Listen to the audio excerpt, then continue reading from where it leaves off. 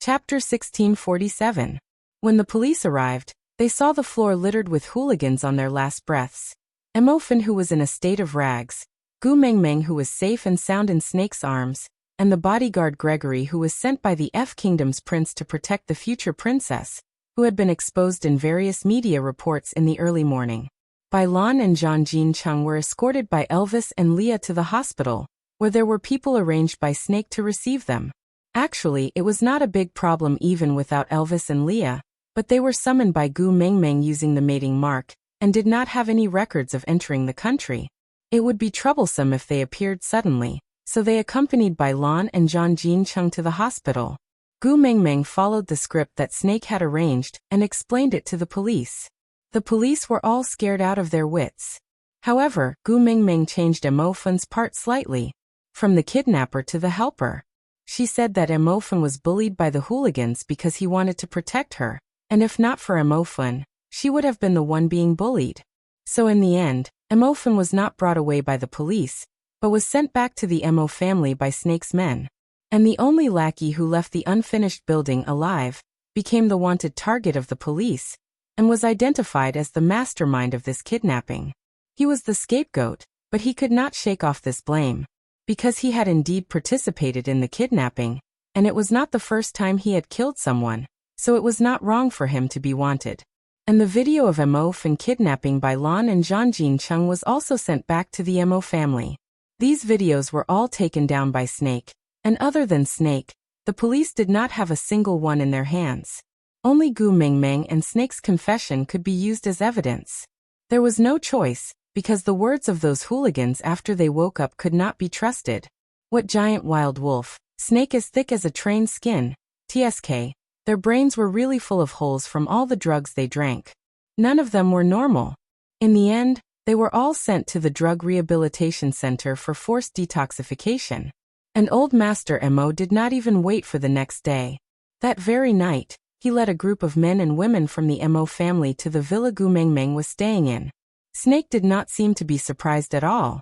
He just sat on the main seat of the sofa like a king, playing with Gu Mengmeng's fingers out of boredom, leaving the entire Emo family standing in front of him at a loss of what to do. With a plop, Old Master Mo's body bent, and he directly knelt on the ground, saying, "Since you're willing to bury that vile spawn's deeds and protect her by sending her back to the Emo clan, it's clear that you don't really intend to exterminate the Emo clan. As long as you can leave a way out for our family, no matter what you want to do, we won't say anything." Gu Mengmeng felt extremely uncomfortable being kneeled by someone who could be her grandfather. She wanted to help Grandfather Emo up, but Snake held her waist and whispered into her ear, "In front of me, he doesn't have the right to flaunt his seniority. You are my woman. You have a very high status." Gu Mengmeng kept quiet. Snake should be 2,000 years old by now. In front of him, Old Master Emo, who was over 70 years old, could be called a little fresh meat. But this little fresh meat had the face of an old man. Gu Mengmeng still felt uncomfortable. Chapter 1648. The Emo family? The Emo family was now in a terrible mess riddled with holes. Snakel said he wanted something that others might not even want even if they offered it to others. This was it clear that he was willing to let the Emo family off. Elder Emo was stunned for a moment before he hurriedly got his family members to help him up from the ground. Only when Elder Emo stood up did the rest of the Emo family dare to stand up as well. Elder Emo sat on the sofa. His 70 years of life had given him a wealth of experience. Even though he could not see through the thoughts of this man in front of him, he could tell that he doted on and accommodated that young girl. So the Emo family could be revived and receive this amnesty was probably because that young girl was magnanimous and was willing to let the Emo family off this once. Without saying anything else, Elder Emo smiled at Gu Mengmeng and nodded. It was a small action, but it was obvious how much gratitude he was showing. Snakel did not like other men to size up Gu Mengmeng, even if they were like a withered old cucumber. She was only 70 years old, and this kind of fresh meat was very dangerous. He had to guard her with all his might. Who knew what was wrong with Gu Mengmeng that she would suddenly like ugly and wrinkled men? Frowning, Snakel glared at Elder Emo and said, "Since you have sat down, does that mean you agree to my purchase of the Emo family?" Agree, of course I agree. Elder Mo did not dare to object. Then is there anything else? Snakel was obviously asking them to leave. Elder Mo was taken aback. This verbal agreement was enough? Would Snakel suddenly change his mind tomorrow and not want the Mo family anymore? This young man, he always did whatever he wanted. What kind of person was Snakel? Elder Mo's thoughts were as clear to him as the monk's scar on his head. As long as one was not blind, he would be able to see it clearly. My assistant will bring a team of lawyers to the Mo family tomorrow to negotiate, Snakel said calmly. Elder Mo then relaxed and smiled apologetically. Since that's the case, we shall not disturb you any further. Goodbye, goodbye. Snakel gestured for them to leave, but did not even have the intention to stand up. After the Mo family left the villa, Snake didn't let go of Gu Mengmeng and just carried her upstairs. As he went upstairs, he sent a message to his assistant. 2 sentences. Take over the Mo group tomorrow morning, and first floor of the villa new sofa set. Yes, how could he let his Tumeng sit on a sofa that another man had sat on? Gu Mingming's room was in the master bedroom on the 2nd floor. Snake had predicted from the start that Gu Mengmeng would not agree to stay in his room when she moved in. So he just emptied the master bedroom and stayed in the 2nd bedroom. However, anyway, he would not stay for long. After all, he had planned to stay in Gu Mingming's room from the start. Now that they had become partners, it was even more justifiable for him to avoid it. He naturally carried Gu Mengmeng back to the main nest. His eyebrows twitched. Initially, when he designed such a spacious master bedroom, it was not to accommodate so many people. Leah laid sideways on the side of the king-size bed. He swayed his tail seductively and smiled at Gu Mengmeng with a beauty that could cause the downfall of nations and people. He opened his mouth and said, Mengmeng, this bed has your scent, it smells so good. Gu Mengmeng blushed strangely. It was just a normal sentence. Why did Leah make it sound so ambiguous? Aside from the topic. Chapter 1649. Mengmeng, you have given me the cold shoulder for a week. Aren't you going to comfort me? Leah used his elbow to support his head and reached out a finger to beckon at Gu Mengmeng. That coquettish and charming look was like the reincarnation of Daji, destined to captivate the masses with his bewitching looks. After seeing that face for so many years, Gu Mengmeng was still not immune to it. Wiping away her saliva, Gu Mengmeng pounced at him and hugged him. She rubbed her face against Li's chest and said, How is it a week? Didn't we transmigrate together in the morning? Leah pinched Gu Mengmeng's face and said, Snake made some minor adjustments to our transmigration points. Although we transmigrated together, we arrived here a week earlier than you guys. Gu Mengmeng turned back to look at Snake and wanted to ask why. But before she could open her mouth, Snake replied, They need time to adapt to the life here, so as to avoid causing you any trouble. Gu Mengmeng did not understand. Li's chin rested lightly on Gu Mengmeng's furry little head. He wrapped his large arms around Gu Mengmeng's waist and wrapped his fluffy and white large tail around Gu Mengmeng's waist for her to hug. When Gu Mengmeng was in his arms, Li's voice was always lazy and a little hoarse and casual. He said, Snake was a normal person in the past, but now he, Elvis and Gregory are complete bodies that transmigrated from the beast world. The most basic thing is, the 4 of us cannot enter the hospital. So this week, I improved the medical skills I learned from the television to ensure that I can handle any special situation. Gu Mengmeng glanced sideways at Leah with some heartache. Her small hands caressed Li's face and she said, Actually, you don't have to work so hard. She did not want to admit it, but this was just an illusion. If there was an emergency, they could leave any time. That grassland was now their stability in the modern world. Leah knew what Gu Mengmeng was thinking. He caressed the back of Gu Mengmeng's head with his fingertips and kissed the top of her head. He said, If this place can make your life more comfortable, there's nothing wrong with us staying here. As long as you are here, to me, anywhere is home. Thank you. Gu Mengmeng was extremely touched. She rubbed her little face against Li's chest and whimpered like a kitten. Silly girl. Even Leah himself did not realize how much love and indulgence was contained in those 2 words. At that time, he thought that his heart would never beat again. He thought that there was only scheming, hatred and revenge left in his life. It was this little thing who stumbled into his trap and turned his world upside down. It was also because of this that the sunlight shone into the dark corner where he was curled up, and that cold heart gradually resumed beating. Only he, who had crawled out of the darkness, knew how much he longed for warmth and light. Especially after losing her, he would never forget the feeling of falling from the warm sun into an ice cave. At that time, every tear she shed and every heartless word she said was a warning to him for the rest of his life. He would never let her suffer again. That was his promise to himself. Elvis scooped Gu Mengmeng out from Li's arms and chuckled. I am the first partner. With me around, when was it your turn to hug Xiao Meng? Aside from the topic. Chapter 1650. Leah rolled his eyes at Elvis in a tsundere manner and snorted. Without saying anything else, he rolled around on the bed and hugged Gu Mengmeng's pillow to take a deep breath. Then he looked at Gu Mengmeng with a dubious smile. Elvis placed Gu Mengmeng on the chair beside the dressing table and looked at her reflection in the mirror. I saw it in Europe, do you like it? Gu Mengmeng tilted her head and saw a European bronze wooden comb in Snake's hands. She smiled and asked, why did you think of giving me a wooden comb? Elvis said, when we went to Sauter to participate in the beauty pageant the first year. You said you wanted a rhinoceros horn comb.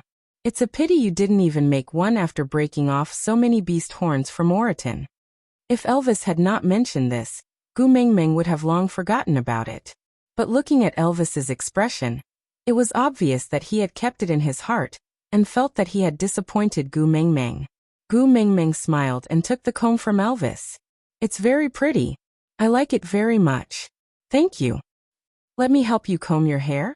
Elvis's gaze was gentle. Gu Mengmeng nodded and sat down obediently. Snake leaned against the door and watched Elvis comb Gu Mengmeng's hair. He asked with a faint smile. Did you buy this comb? Do you have money? Gu Mengmeng clearly felt Elvis pause in his combing action. He suddenly looked up at Snake, and then back at Gu Mengmeng. His face was filled with confusion. Gu Mengmeng's heart skipped a beat. Elvis, don't tell me you took it from someone else without paying? That's right. How could there be a concept of buying and selling in the beast world? If I like it, I will just snatch it. If you are not happy, you can snatch it back. Elvis shook his head and said, the money was paid by someone else. Someone else? Gu Mengmeng caught on to an important point and asked in confusion. Elvis nodded and said, there was a male who had a lot of these combs. I challenged him and said that if I won he would give me this comb, but he rejected. And then? Gu Mengmeng's heart was in her throat. How could a modern man withstand a beating from a beast king like Elvis? It would be troublesome if someone died because of a comb. Elvis said. Then another male walked over and said that if I fought with his men, regardless of the outcome, he would give me this comb. I agreed. Gu Mengmeng's face was filled with confusion. There were still such warmongers in the modern world. Fight me, and I'll give you a wooden comb? What kind of godly development was this? But Snake just smiled, looking as if he knew it all too well. He asked, lost or won? Elvis frowned and said, the males in this world can't take a beating. Gu Mengmeng stood up immediately and grabbed onto Elvis's arm with both her hands, asking, hubby, did you beat someone to death? Elvis shook his head and said, he didn't die, he just broke an arm. Did you show your original form? Gu Mengmeng asked.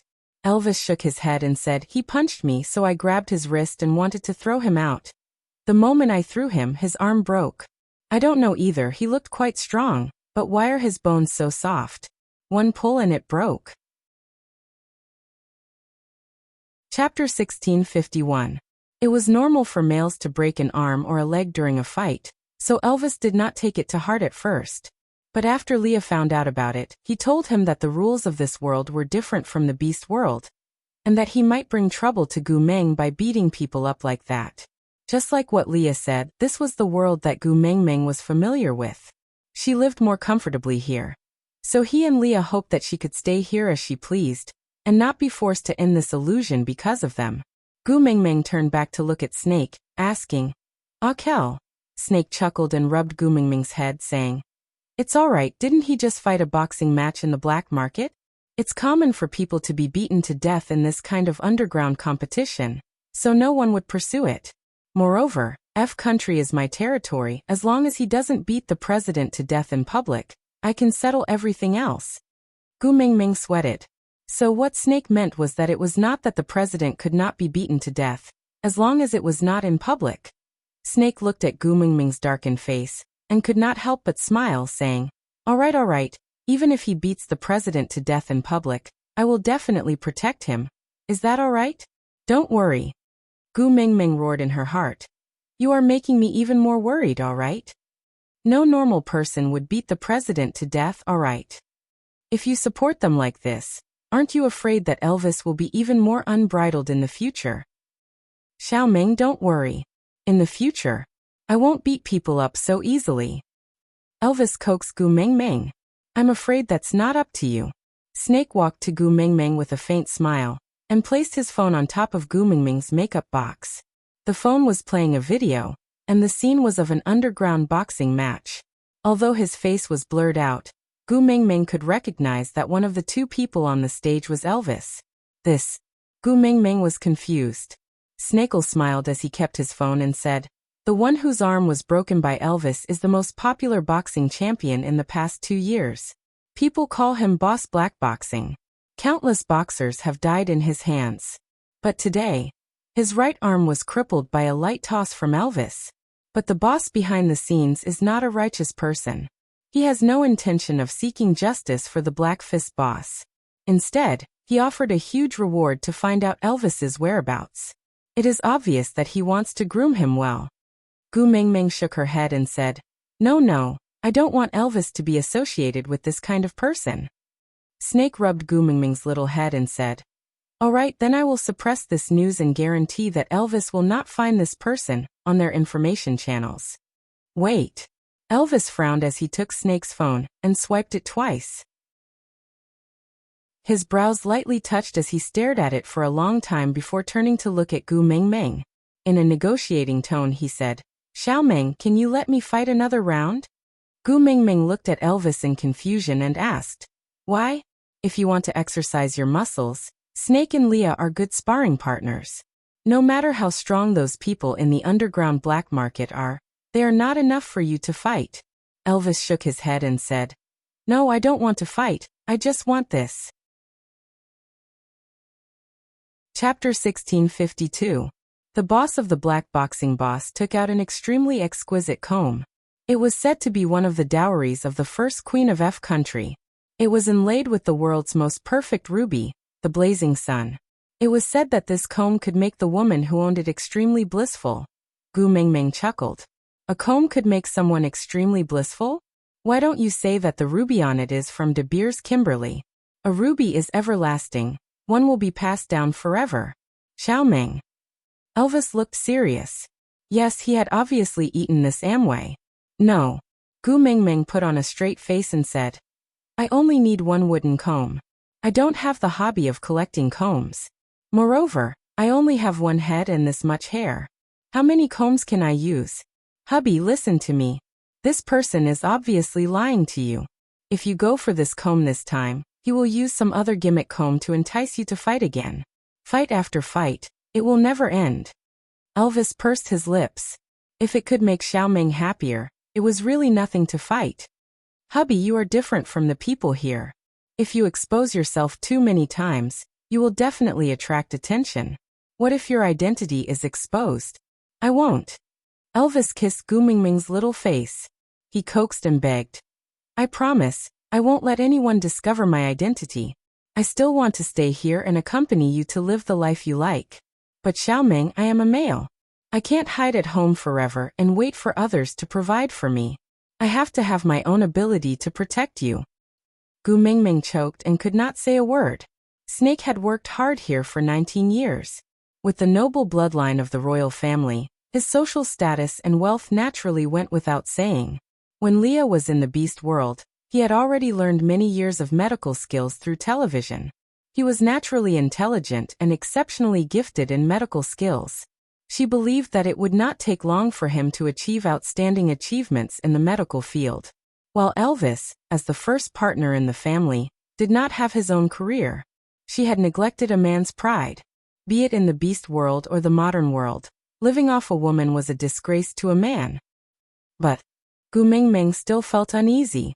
Fighting in an underground fight sounded dangerous no matter how she heard it. Elvis smiled and said, I have the power of a beast king. No one in this world can hurt me. Snake placed his hand on Gu Mingming's shoulder lightly and said, with the royal family protecting him, no one would dare to make things difficult for him. Leah also swayed his large tail and sat by the bed.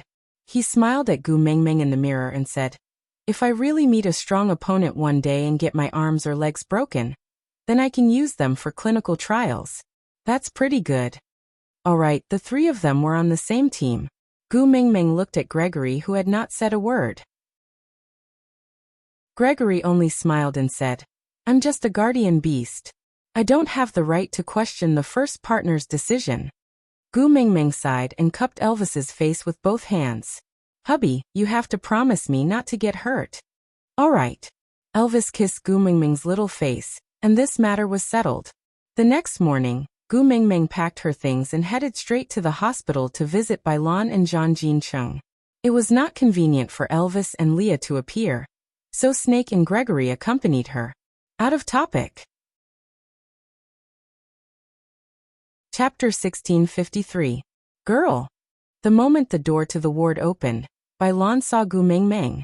She immediately threw away the apple she was chewing halfway and opened her arms, waiting for Gu Mingming to deliver herself to her.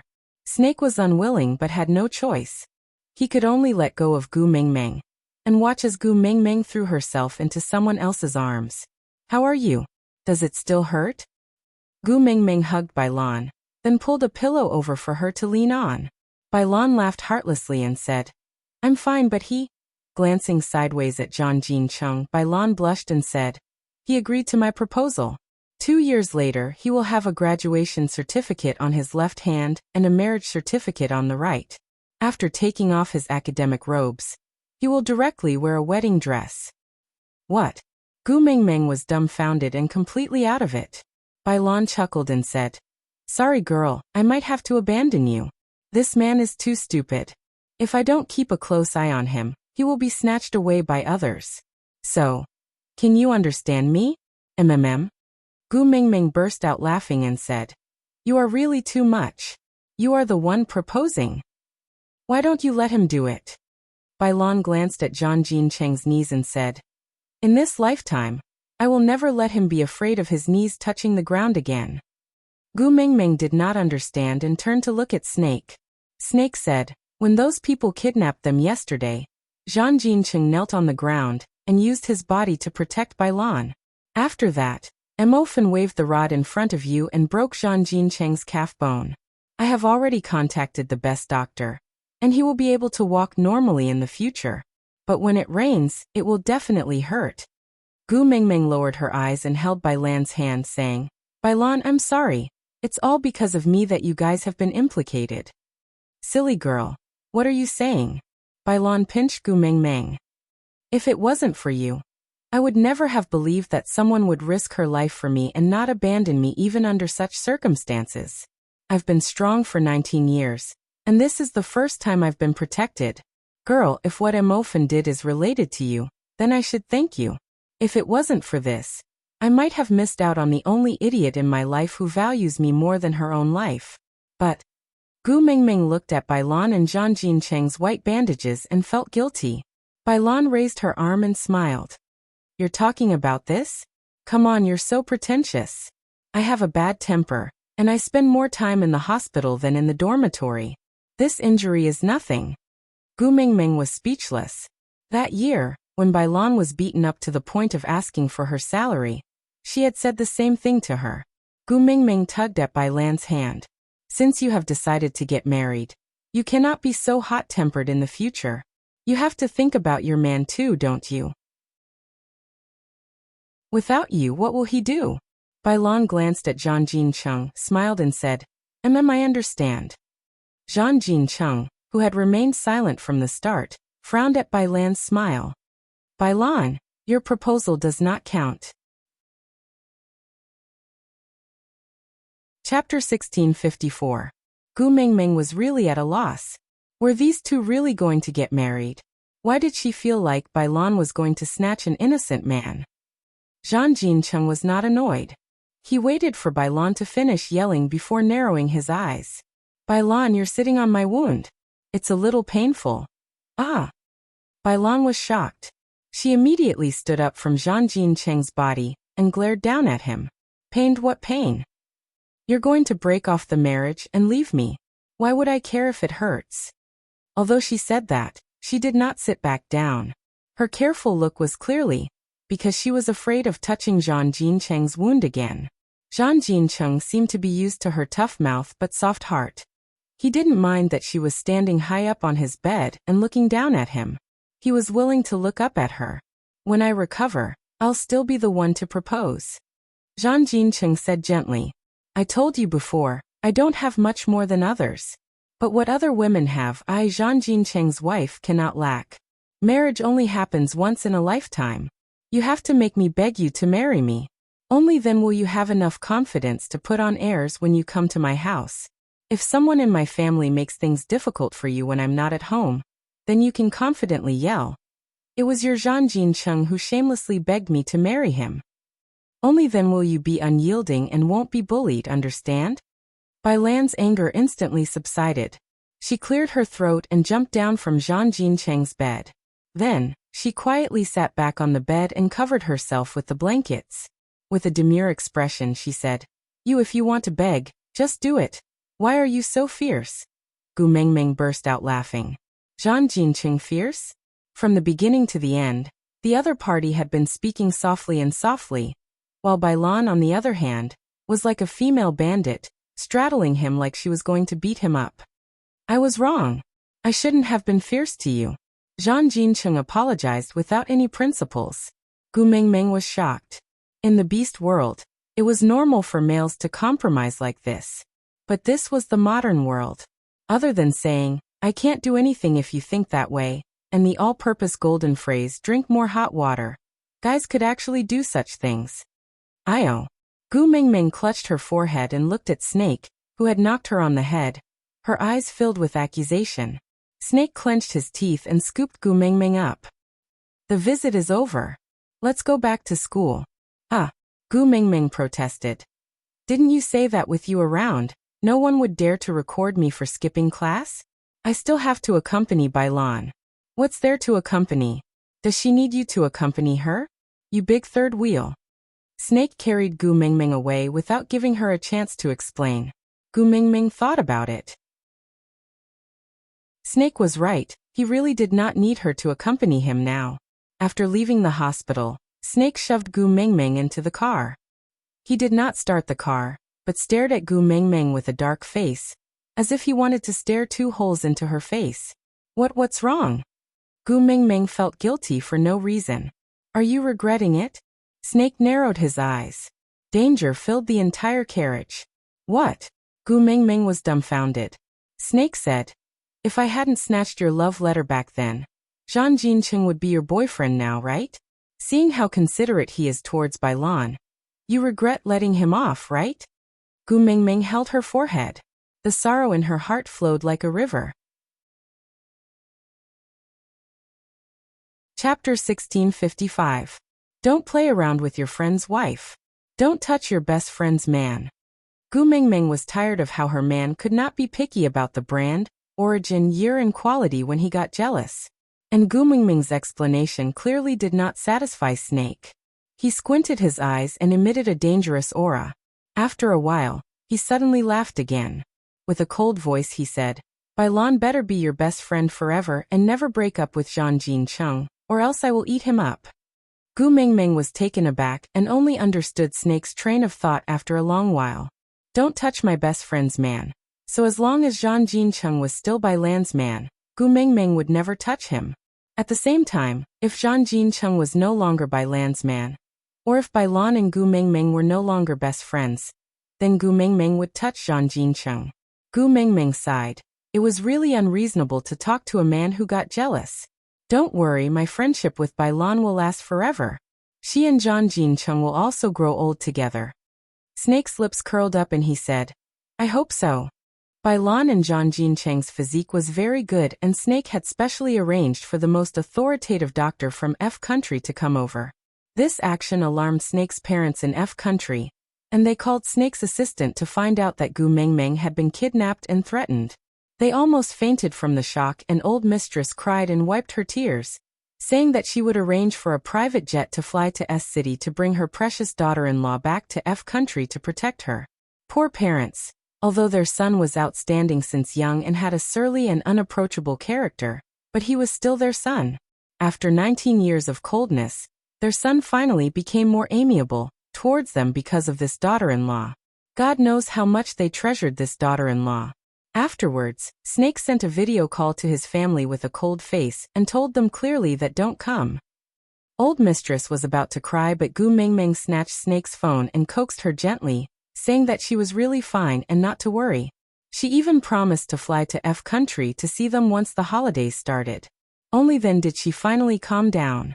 After more than 2 months, Bailan and Zhang Jincheng finally left the hospital. It was said that it would take 100 days for one's bones and tendons to recover, but Zhang Jincheng had played basketball since he was young, so his physique was much better than the average person. Of course, he could not be compared to perverts like Elvis and Snake. They were not human. The doctor said that Zhang Jincheng could walk normally with this leg, but he definitely couldn't touch basketball anymore. Jumping and other strenuous activities could not be done again. In the future, he would have to pay special attention to his health and not get hurt again.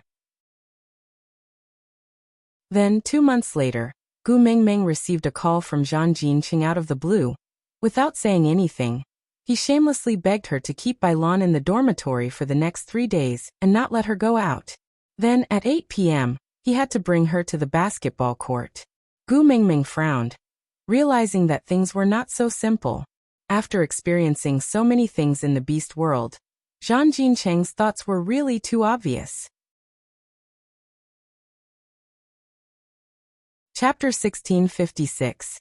Facing 4 pairs of cunning eyes, Gu Mengmeng truly felt wronged. Strictly speaking, she was not the one who wrote this love letter. When this love letter was handed to Zhang Jincheng, she was still lying beside Wang Xiaoxin, calling her daddy. But now she felt like she could not explain herself. Gu Mengmeng sighed and said, I feel that Zhang Jincheng might be calling me to propose to Bailan. Why would he call you to propose to Bailan? Elvis frowned and asked directly. Before Gu Mengmeng could reply, Leah laughed and said, Who knows? Maybe Bailan is just a cover, and he actually wants to propose to Gu Mengmeng? With that, the temperature in the room dropped to the North Pole. Gu Mengmeng hurriedly waved her hands and said, I swear, shut up. Snake said coldly and angrily, The first rule of the family, you are not allowed to swear. Now you want to break your own family rule for a Zhang Jincheng? Gu Mengmeng choked, meeting Snake's eyes. She could not say the word swear. Cutting open her chest to take her gallbladder. How heavy was that oath? Sneaking a glance at the silent Gregory, Gu Mengmeng's heart sank when she met Gregory's sorrowful eyes. Broken wings and blind eyes. Oaths were not good things. She should not have said it. You don't have to care about me. I am not in a position to express my opinion. Gregory's body shook indiscernibly. Gu Mengmeng was immediately drowned in guilt. Gregory meant that he did not agree, but he did not have the right to disagree. As a guardian, he did not even have the right to be jealous. Xiaomeng. Elvis clenched his fists so tightly that his bones were cracking. He gritted his teeth and squeezed out a sentence. If you want a partner who is the same as you, I can accept it. Gu Mengmeng looked at Elvis's cheeks bulging. His gums were probably about to bleed from clenching so hard. Gu Mengmeng was really on the verge of breaking down. Heaven knew that she and Zhang Jincheng were as innocent as an unopened A4 paper. That Gu Mengmeng, who liked Zhang Jincheng, was not her. What a generous first mate. However, a male pet like me doesn't have that kind of magnanimity. I was born to be jealous and petty. I can't allow anyone to be more pampered than me by Mengmeng. So if you want to mate with Mengmeng, sure, but you have to defeat me first. Leah raised his head, giving off a if he's the only one I attitude. Sure. Gu Mengmeng slapped her thigh and said, How about this, if Zhang Jincheng doesn't propose to Bailan but to me 3 days later? You guys will eat him up on the spot, and I will help you prepare Waxamy. How about that? Snake, Leah, Elvis and Gregory exchanged glances with one another, before curling their lips in satisfaction and nodding their heads in agreement. Gu Mingming finally heaved a sigh of relief. But Bailan is my friend after all. This is probably the only time she will propose in her lifetime. So if Zhang Jincheng needs your help, Akel, don't shirk away. Try your best to help him, okay? Snake smiled and said, if the person he proposes to is Bailan, no one in this world would want him to succeed more than the 4 of us. So don't worry, we will grant your request. This matter was settled. Chapter 1657. Io, your snake is suddenly so easygoing today? They actually let you out to accompany me? Bailan looked at Gu Mingming, who had suddenly asked her out to go shopping. She smiled playfully. Why? Have your 2 icebergs finally collided and merged into one? Gu Mingming blushed. She now seriously felt that it was Bailan who had led her astray when she had first arrived in the beast world. She pinched Bailan's waist and said, Snake is the real CEO of Monsieur Company after all. Doesn't he have to work every day? Bailan, however, did not believe it. She took a sip of her hazelnut frappuccino and said, this semester, ever since the 2 of you started dating in a high-profile manner, when have you ever seen him neglect you because of work? The person who wants to tie you to his belt every day suddenly gives you freedom. TSK, there must be a reason for this abnormality. Although I don't like him, from an objective point of view, he's still a good boyfriend. Silly girl, you have to be more vigilant. Don't let others take advantage of you. If that happens, you won't even have a place to cry. Gu Mingming was really speechless. Snake and the rest were busy helping Zhang Jincheng arrange for his marriage proposal, but the one being proposed to was actually suspecting him of cheating. Gu Mingming could not betray Zhang Jincheng, so she could only laugh dryly. What are you afraid of? Have you forgotten? Snake has already transferred the Monsieur Company to me. I am now a true rich lady in S City. Bailan chuckled and said, all right, then my dream has come true. Gu Mingming tilted her head and smiled. What dream? Bailan, one day when our girl becomes a rich woman, she'll come back and support me. Gu Mingming laughed heartily and hugged Bailan's shoulders. All right, your dream has come true. Today, I'll take care of you for a day. I'll bring you out to eat and buy, how about that? Bailan pretended to be bashful as she leaned against Gu Mingming's shoulder, pinching her throat as she said, all right, the 2 of them immediately had goosebumps. They rubbed their shoulders, smiled, and walked into the mall arm in arm. They really began to buy all kinds of things. If it was in the past, Gu Mingming might not have been able to swipe Snake's card like that. But now, although they were not protected by modern marriage laws, but a man who could die twice for her. He was willing to give his life to her. How could he not be willing to spend money? Moreover, it was just an illusion. Why not to satisfy herself and Bailan? From skincare products to clothes, shoes, hats and handbags, Gu Mingming and Bailan only stopped when they could no longer carry everything. Meanwhile, at the other end of the basketball court, Snake's face brightened up as the spending records kept appearing on his phone. Gushin. Gu. You. Gu. Isaac. Gu. Tian. I. Lan. I. Bailan and Tu. Looking at the things she and Bailan were carrying, Gu Mingming pretended to be tired and said, there are too many things, we can't carry them all. Bye. Lan. King bye. Bailan nodded in deep agreement. Lan. But. Lan.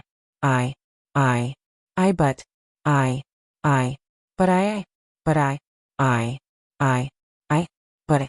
Yes, but I bought too many things, so I can't carry them all. Can you come and pick us up? Chapter 1658. We are at Swajan. Snake answered directly. How did you know? Gu Mingming asked in confusion. Snake smiled and answered, there's a note on the text message about the place of consumption. Gu Mingming was at a loss for words. She smiled and said, all right, We will wait for you at the entrance. MMM. Snake responded, then left some instructions to Zhang Jincheng before driving off. On the way back, Gu Mingming got more nervous the closer they got to the basketball arena. She was so nervous that she did not dare to look at Bai Lan's eyes. She did not know if it was a psychological effect, but Gu Mingming's entire body tensed up. She laughed self-deprecatingly in her heart. Bai Lan was being proposed to. Why was she so nervous? Finally, the car stopped at the entrance of the basketball arena. The lights in the arena were switched off and it was pitch black. Bai Lan asked, "What are we doing here?" Gu Mingming was so nervous that she kept stuttering. She looked at Snake helplessly and said, Yes, what are we doing here?" Snake reached out a hand and stroked Gu Mingming's little head with a gentle smile. "Just now, Zhang Jincheng called me and said that he had left the anti-inflammatory medicine in the changing room when he came to settle the paperwork to leave the team. He asked Bai Lan to help him get it, and he will go to Bai Lan's place to get it tomorrow." Bai Lan replied with an "oh" with a look of disdain. She then got off the car and said to Gu Mingming, "Then you two wait here for me. We have too many things, you have to send me back to the dormitory." Gu Mingming gave an okay sign and watched as Bai Lan entered the basketball arena. After Bai Lan entered the basketball arena, Gu Mingming stretched her neck to look inside. Her two little hands clutched Snake's arm tightly. After waiting for a long time, there was no reaction from inside. Gu Mingming became a little anxious. "Why is there no movement?" Snake scanned the arena and said, "That's right, why is there no movement? There couldn't have been any mistakes, right?" Gu Mingming's face was full of worry. "No, this is an important day for Bai Lan. Let's go in and take a look. We cannot let this matter go wrong." "All right." Snakle smiled indulgently and allowed Gu Mingming to pull him down the car and walk towards the basketball court. Gu Mingming was so focused on Bai Lan that she did not notice that the moment they alighted, Snake held onto her tightly. It looked like he was being pulled by her, but behind her, he was looking at her with such a gentle and loving gaze. The lights in the basketball court were not switched on, but it was pitch black inside. Gu Mingming should have been able to see clearly with her night vision, but the moment she stepped into the basketball court, her eyes were blindfolded by Snakle. "What are you doing?" Gu Mingming did not struggle and just asked curiously. Snake nudged Gu Mingming inside and said, "Be good, wait a while." Gu Mingming felt that it was strange, but her heart was thumping nonstop. Vaguely, Gu Mingming seemed to understand something. "Snake." Gu Mingming sounded like she was about to cry as she called out Snake's name. Snake slowly released Gu Mingming's eyes. At the same time, with a click of the switch, the entire basketball court was brightly lit as if it was daytime. The words "Gu Mingming, I love you" were written on the balloon castle. Chapter 1659. Gu Mingming was so touched that she wanted to cry, and in fact, she was already crying. "What are you doing?" Gu Mingming was laughing and crying at the same time. She did not know what to say. After Snake returned, they became partners not long after. His mark was already on her heart. Why was he still proposing now? She was already married to him. How could she still say no now? Snake just knelt there without moving, looking up and smiling without a hint of impatience. He just replied gently, "How can I allow you to be envious of other women because of other men? I cannot allow you to feel aggrieved or regretful, not even the slightest bit." "But didn't you say you would only propose once?" Gu Mingming was so touched that her tears started to fall, but she forgot to let Snake stand up. Snake just knelt there, still smiling. His eyes were filled with deep emotions. "In front of you, I never have any principles or bottom line. For you, I can do anything. What's the big deal about overthrowing myself?" Gu Mingming wanted to say something, but Bai Lan could not stand it anymore. She pushed her lightly from behind and said, "Are you just going to let him kneel like this?" Gu Mingming then reacted, "Hurry and get up. You haven't agreed to my proposal. How can I get up?" Snake was still smiling. His gaze towards Gu Mingming was as gentle as water, and as deep as the ocean. "Say yes. Say yes. Say yes." Everyone present started to jeer. Because in their eyes, Snake and Gu Mingming were just a couple who had confirmed their relationship for a few months. Gu Mingming nodded her head forcefully, then smiled and pulled Snake up. Snake took the opportunity to pull Gu Mingming into his arms. He kissed her forehead and said, "In 3 lifetimes, you are the only one I have knelt to. Gu Mingming, you have the right to be arrogant." Gu Mingming buried her face in Snake's arms. She knew that what he said about 3 lifetimes was not just an adjective. Following this hug, the relatives and friends who came to witness this happy moment all pulled the ribbons.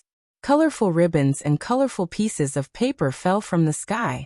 Blessings filled the surroundings. Partners. She had 3. But this was the first time she experienced a real proposal. Gu Mingming never knew that even though she had given birth to a few children, her maiden heart was still budding. And Snake was the one who revived her maiden heart. Gu Mingming looked up at Snake's eyes and said gently, "Akel, thank you." Snake kissed Gu Mingming's eyes and said, "What are you thanking me for? This is what I should give you. We'll be on holiday next week. Let's go back to F country to get our marriage certificate and have our honeymoon." Ha! Gu Mingming was taken aback. "What? You just agreed to my proposal, and now you're going back on your word?" No. Gu Mingming was in a difficult position. She glanced at Elvis, Leah and Gregory from the corner of her eyes. Snake bit Gu Mingming's ear lightly and said, "Silly girl, do you really not know how much your males love you?" Gu Mingming looked at the 3 of them standing at the side in confusion. She then looked back at Snake's face. Snake kissed her on the lips and said, "Your men will never bear for you to suffer in any way." What he meant was that Elvis and the other 2 had agreed to Snake's actions today.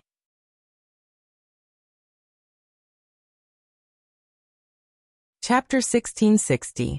You will experience such a scene 2 or 3 more times. But today you are mine. Snake used a voice that only the 2 of them could hear to whisper into Gu Mingming's ear, before kissing her deeply on the lips. After a round of hubbub, Gu Mingming pushed Snake with a blushing face, before turning to look at Bailan. Narrowing her eyes, she said, "Great, you are actually in cahoots with them?" Bailan raised her hands in surrender, saying, "I am a traitor, I am guilty." So what Zhang Jincheng proposing was all a ruse? Today, I am not the one pestering you, you are the one pestering me. Gu Mingming was really speechless. To think that she was so good at acting. How could she not see that she had been tricked by Bailan? Bailan laughed heartily, stretching out her left hand and shaking her fingers. "Zhang Jincheng proposed to me last week in the hospital. Today, in order to lie to you, I didn't even dare to wear an engagement ring." "Bailan, your engagement is such a big event. How could you not call me?" Gu Mingming pounced on Bailan relentlessly, not hitting her, but just tickling her. Bailan was most ticklish, so she could only beg for mercy, saying, "I was wrong, I was really wrong. Ha ha girl, forgive me, ha ha ha. I am doing this for my future husband's future." "What future?" Gu Mingming's hands stopped moving, looking at Bailan in confusion. Bailan held on to Zhang Jincheng's arm, leaning against his shoulder like a little bird, saying, "Zhang Jincheng took over as the CEO of the MO Group 3 days ago. And now your fiancé Snake is my fiancé's boss. Sorry, for the sake of our family's future happiness, I can only shamelessly betray my friend for my own glory." "You still dare to act so righteously," Gu Mingming said, but she was smiling. "Of course I'm righteous." Bailan laughed. "Just based on our relationship, I can act righteously in front of you for the rest of my life. Anyway, you can't bear to not acknowledge me. You win." Gu Mingming swung her arm in the end, before leaning back into Snake's arms. That night, the basketball stadium was very lively. Her close friends, men and women, were all drunk together. Later, they said that they were so drunk that they saw a fox and a wolf jumping up and down in the basketball court, making a fool of themselves. A gigantic bird that he had never seen before was flying around the basketball court. There seemed to be a drunk girl on its back, singing at the top of her lungs. And the amazing thing was that even though they were out of tune, they could still sing together. After waking up, everyone showed great interest in this dream. The probability of everyone having the same dream was really not high, so everyone tried to go back and check the surveillance to see what exactly happened that night that caused them to have the same hallucination. It was a pity that the surveillance footage was suddenly cut off after Gu Mingming agreed to Snake's proposal. It was said that the fuse of the camera was blown.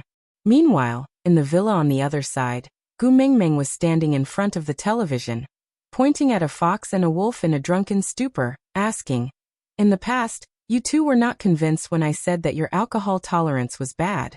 What about this time? Isn't this irrefutable evidence? Would he still drink in the future? Ha! Would he still drink?" Elvis and Leah shook their heads obediently, indicating that they would never touch alcohol again. Then they looked at Snake at the same time. They clearly remembered that Snake also drank quite a lot, so why was he fine? Snake's lips curled up, looking at Elvis and Leah saying, "You two are still very weak." Aside from the topic, the first part of the story ended here. This part was mainly led by Snake, and there were also other spies planted in the middle. If the reaction of the story is good, and everyone likes it, I will consider the content of other people proposing to Gu Mingming.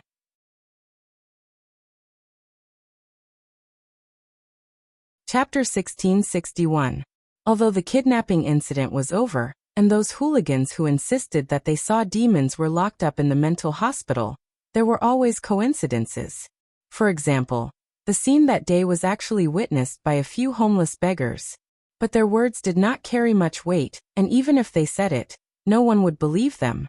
But the hooligans' testimonies, the beggars' rumors and the scene that the students thought they saw when they were drunk on the day of the engagement, combined together, it gradually formed an exaggerated version of the story that even Gu Mingming herself found ridiculous.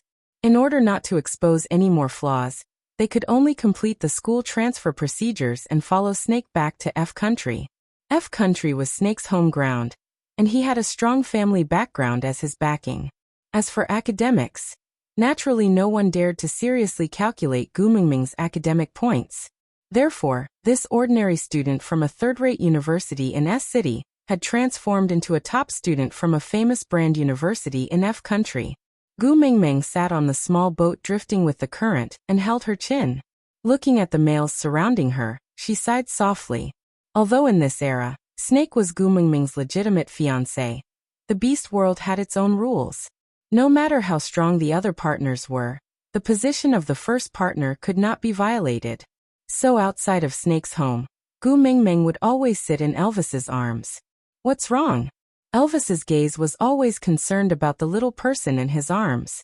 No matter how different this world was from the beast world, in his eyes it was just the same mountains and rivers. Only the one in his arms was a thousand-faced beauty that he could not get enough of. Gu Mingming looked up at Elvis and did not say a word before lowering her head again. "If you don't like this place, can we go to other countries to play? Anyway, the problem of their identities has already been resolved. We can go anywhere." The current Snake was no longer the cold Snake King with low EQ. In front of Gu Mingming, both his EQ and EQ were always online. Gu Mingming shook her head and still did not say a word. Leah laughed softly and transformed his large tail to sit beside Gu Mingming. Gu Mingming instinctively hugged his tail, but her eyes widened. She instinctively lowered her voice and said, "Are you crazy? We are outside. What if someone sees us? Take it back, take it back." Leah placed his hands on Gu Mingming's shoulders and squinted his long and narrow eyes. His faint smile had a unique charm to it as he whispered into Gu Mingming's ear, "How can I let you go when you're hugging me so tightly? Mingming who says one thing and means another is so cute." Gu Mingming looked down at her own hands. Sigh, what a good for nothing. This furry fetish was her Achilles heel, and she could not change it. Just as he was about to let go, Leah added, "Don't worry, even if someone sees it, they would only think that you're wearing a foxtail as an accessory. I've seen it on the road. Many people hang a fox's tail on their bags. It's just that the ones they hang aren't as good as yours." As Leah spoke, he even used the tip of his tail to tickle Gu Mingming's skin. It was so ticklish that Gu Mingming giggled before he stopped. Gregory sat quietly at the side. His eyes were filled with deep affection, but he didn't say a word. Unless Gu Mingming took the initiative to call him, he had no right to speak in this family. Aside from the topic, "My babies, sorry for the long wait." The editor informed us that we can continue updating the chapter at the last minute. Previously, everyone had been saying that Susu was biased towards Snake and only updated his marriage proposals, not the other three. So now that Susu had the chance, she came to present the marriage proposals one by one.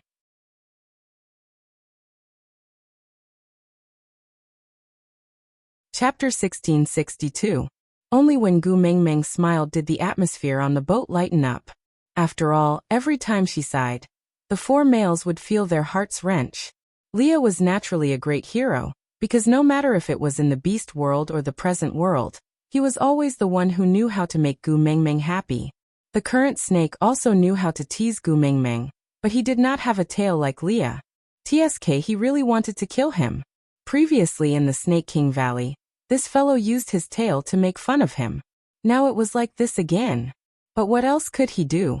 That tail was what Tuming liked.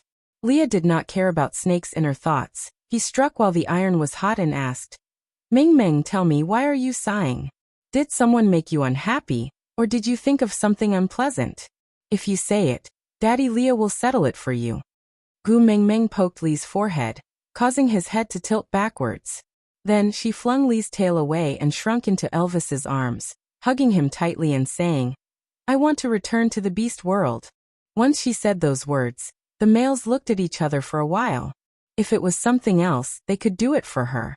But Gu Mengmeng was the previous beast deity, the messenger of the beast deity. Her identity could never appear in the beast world again. It was not that these beast kings were unwilling to hide their identities with her, but the doors of time and space that belonged to her had already closed and disappeared, never to reappear again. Gu Mengmeng buried her face in Elvis's chest. Ignoring the males who were racking their brains to think of a solution, she just continued. I like the rules in the beast world. There are no sluts who stare at other males day in and day out.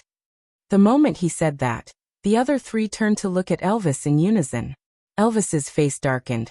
I don't know her, nor did I speak to her. She can't be slut on me. Gu Mengmeng lowered her head, harumphed and did not reply, but her arms around Elvis's waist tightened. Elvis was also helpless. Before boarding the boat, she suddenly said she wanted to eat ice cream. So Elvis crossed the small square in front of the pier to buy it for her. Unexpectedly, when he came back, a woman in a revealing and strange outfit suddenly stuffed a note into his pocket. He held the ice cream with both hands and couldn't push her away. The woman wanted more and wanted to kiss him. Elvis could not accept any females other than Gu Mengmeng getting close to him. Especially since he was a wolf beast, and was especially sensitive to smells. The smell on that female almost made him choke to death. Therefore, without thinking, he raised his leg and kicked the woman, sending her flying. No matter what others were saying, Elvis returned to Gu Mengmeng's side without turning back. In the end, Gu Mengmeng did not even want to eat the ice cream. She pounced into his arms and tore out the note from his pocket. She threw it into the bin with the ice cream and hung it on his body. He was the one who hugged her every day, so he didn't think too much about it. Seeing that she was in a bad mood, he didn't dare to speak casually, afraid that he would say something wrong and make her even more unhappy. Now that she opened her mouth, he finally understood that his Xiaoming was jealous. Actually, he was quite happy, because if she was jealous, it meant that she cared about him.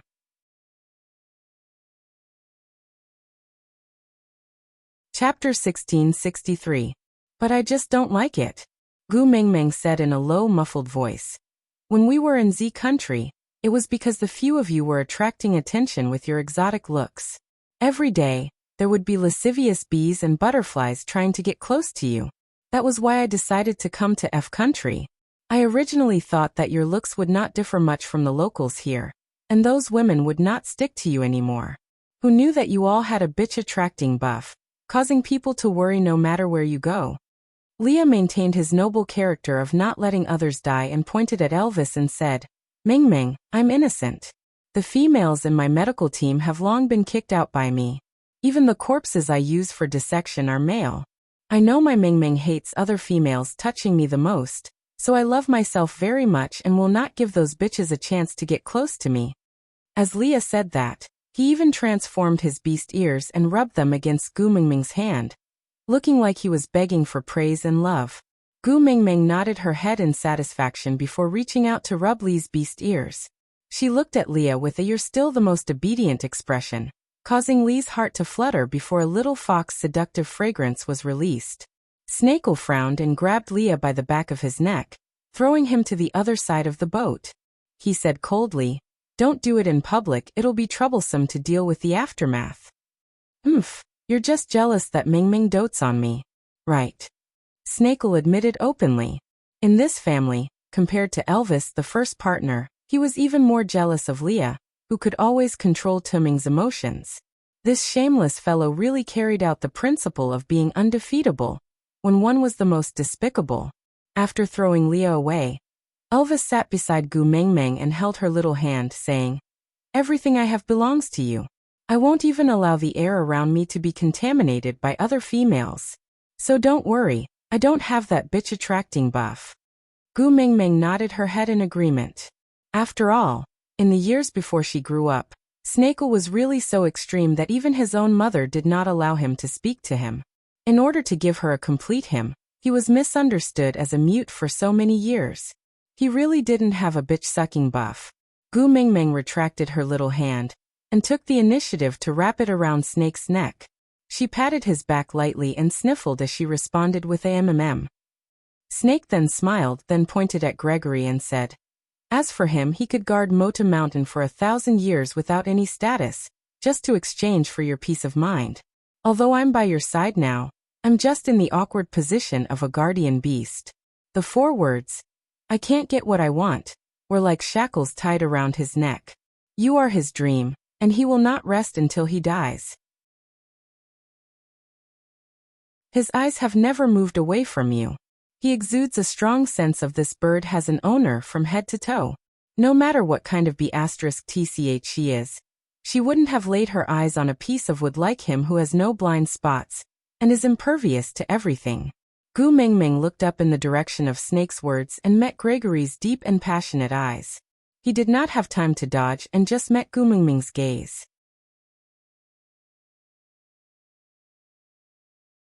Chapter 1664. Gu Mingming smiled at Gregory. Her feelings towards him were rather complicated.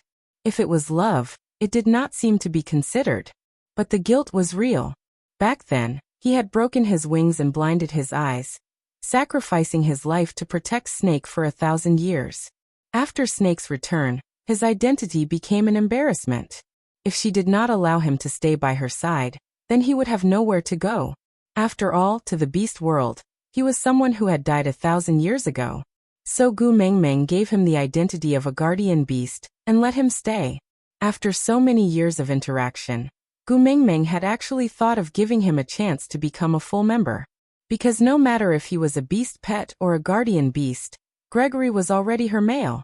But Gregory was too well behaved and guarded his identity as a guardian beast to the death. If Gu Mingming did not give any orders, he would not say a word, as though he did not exist. As for mating, Gu Mingming could not possibly give an order. "Gregory, come over and lie down for me. I want to clap for love with you." Right. No matter how experienced she was, Gu Mingming was still a woman. Such words were too shameful, and she really could not say it. So one could not say it, while the other was unwilling to take the initiative. The two of them dragged it on and on. The longer it dragged, the harder it was for them to say it, and slowly, it became like this.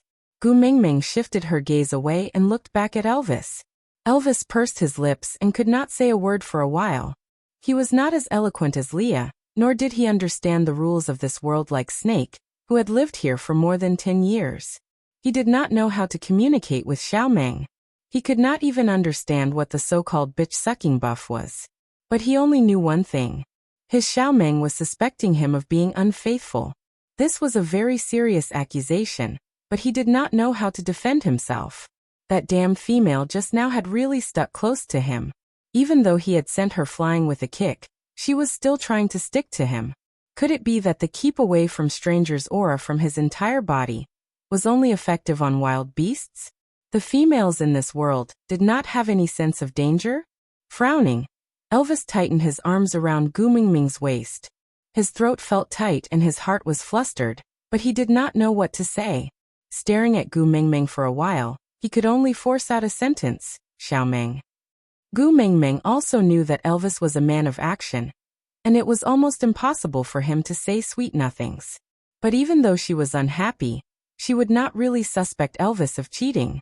After all, she knew better than anyone how much her partners loved her. Not wanting to make things difficult for Elvis, she looked up at him and said, I don't like other females getting close to you. All right. Elvis nodded his head seriously and replied, I will eat whoever dares to come near me. Gu Mengmeng was amused by Elvis's serious look. She leaned on Elvis's chest with a smile and said, That's not necessary, but the next time another woman approaches you, tell her, I have a wife, stay away from me. That will do. All right. Elvis always accepted all of Gu Mengmeng's requests without any objections.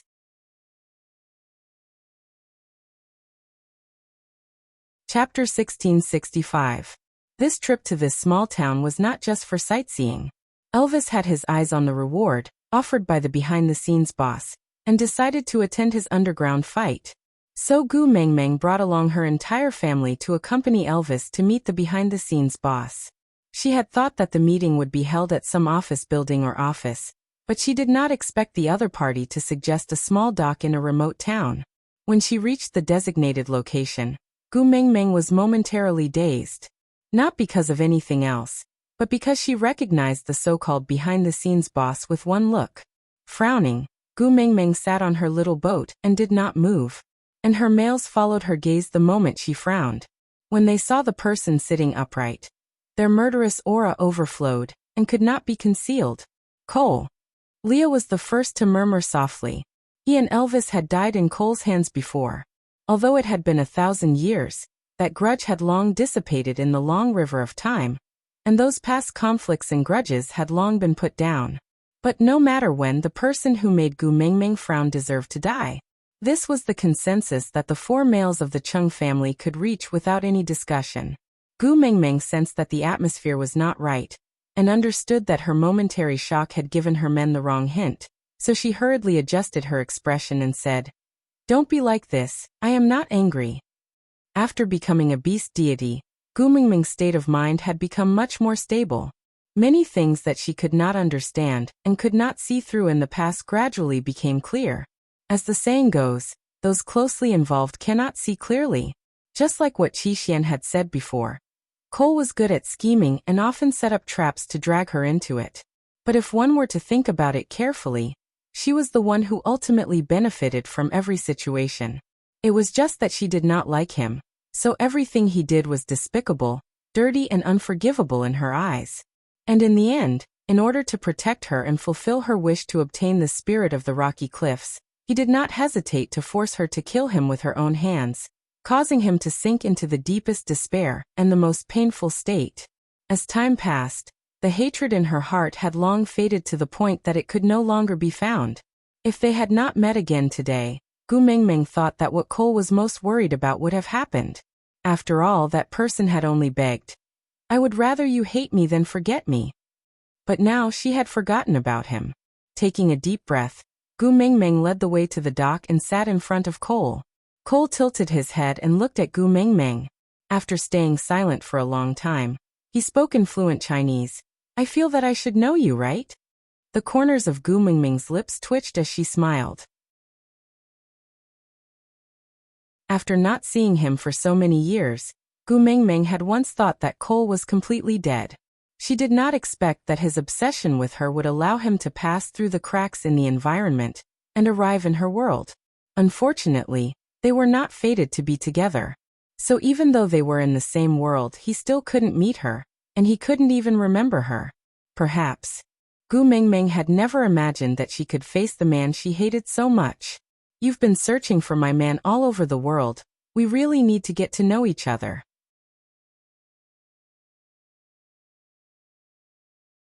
Chapter 1666. Looks like you really like wooden combs. Cole smiled, then took out a silver briefcase and opened it in front of everyone. Turning around to face Gu Mengmeng and the rest, he said, This is the wooden comb I mentioned in the video. As long as you are willing to fight, You can take it away now. Aren't you afraid that we will go back on our words and run away after taking the item? Gu Mengmeng asked with a chuckle. Cole laughed hoarsely, and when he looked up at Gu Mengmeng, there was an indescribable gentleness in his gaze. With a hint of pampering that even he himself felt was unexplainable, he said, he won't. Oh. Gu Mengmeng was still smiling as she looked at Cole, as if waiting for him to explain. Cole was a little agitated, but he did not understand why he was agitated. He just felt that it was a dream come true to be able to calmly talk to the young lady in front of him about unrelated matters. As a result, he, who had never been fed up with other people's stupidity and was unwilling to explain to anyone, now seemed to have endless patience, and was willing to explain every single detail to the young lady. He only hoped that she could sit in front of him with a smile, even for a second longer. He wants the wooden comb. I want him to fight. Boxing was a piece of cake for him, and it was a piece of cake for me to find more better and more special combs. We can provide each other with what the other party needs the most. Isn't this the best cooperation agreement?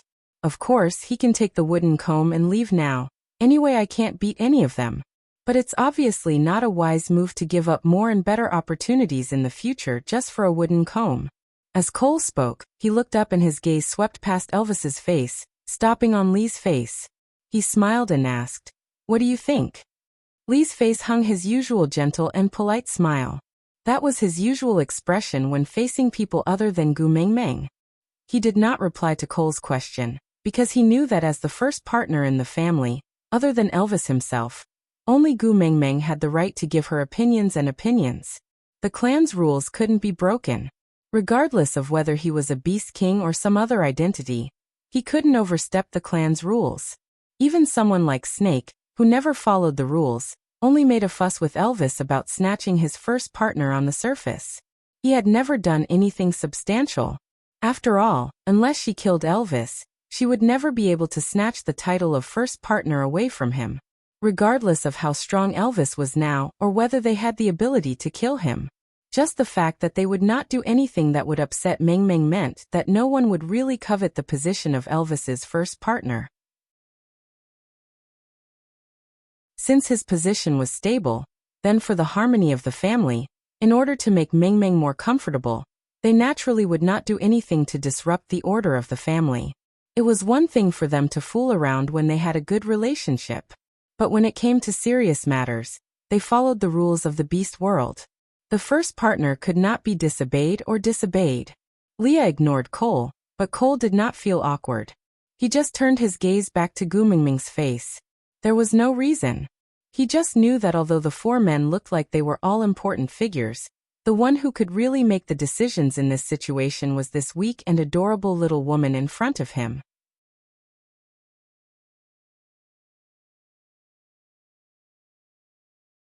Chapter 1667. Gu Mengmeng did not converse too much with Cole. Since the matters of the past had gone with the wind, forgetting each other in the pugilistic world was the best ending for both of them. She did not want Cole to remember those past events in the beast world. His infatuation was a burden to her. Elvis took the wooden comb and left with Gu Mengmeng after asking about the date and location of the underground fight. On the way back to the hotel, Elvis kept hugging Gu Mengmeng. He remained silent for a long time before saying, "I didn't know he was the boss behind the scenes." "It doesn't matter." Gu Mengmeng smiled at Elvis and said, "To me he is not special. He is the same as anyone else, so you don't have to blame yourself." Yes, Elvis felt very uncomfortable. He had never thought that he would become the opportunity for Gu Mengmeng to meet Cole again. He tightened his grip on Gu Mengmeng and said, "Then do you still want this wooden comb?" "Of course." Gu Mengmeng took the wooden comb from Elvis and smiled. "Didn't you say that whoever gets this wooden comb will be blessed with happiness? You went through so much trouble to get it for me. How can I not want it?" Elvis smiled and kissed Gu Mengmeng's face, saying, "Then I will help you comb your hair." "All right." Gu Mengmeng sat up straight and let Elvis start combing her hair. Strangely enough, Leah was especially talented in cooking, while Elvis's dark cuisine had not improved even after 1,000 years of rebirth. But Elvis's obsession with Gu Mengmeng's hair allowed him, a man who could easily break someone's arm, to learn several exquisite hairstyles in just over a week. He was equipped with a mobile phone, but other than taking pictures of Gu Mengmeng, he could only use it to read various hairstyles from the app. Strangely, he had a photographic memory when it came to hairstyles.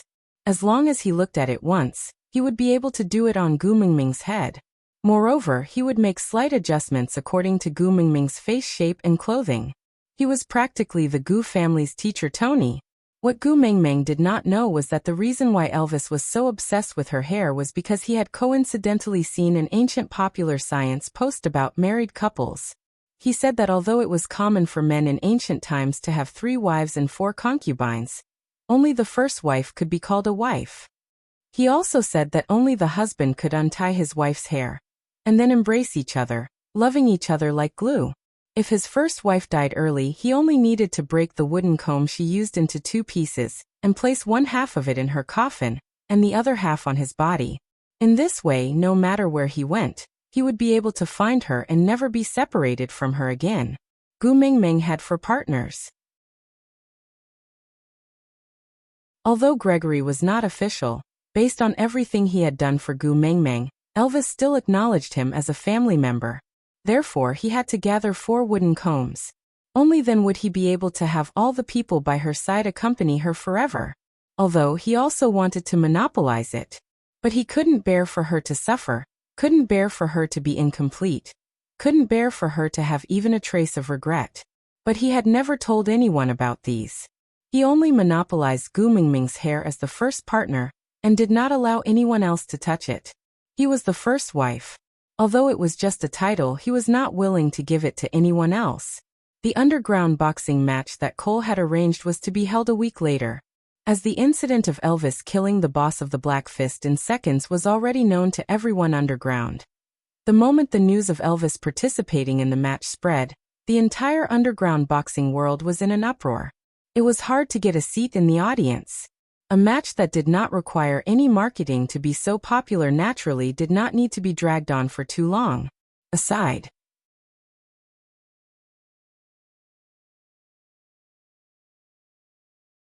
Chapter 1668. Usually, in underground fights, the contestants would not use their real names. They would choose a more impressive nickname, similar to a celebrity's stage name. And Elvis's nickname was given by Cole. Whether it was a coincidence or not, he chose the 2 words Wolf King. When Gu Mengmeng saw this nickname, she could not help but laugh. He really knows how to name things. If you don't like it, I'll ask him to change it.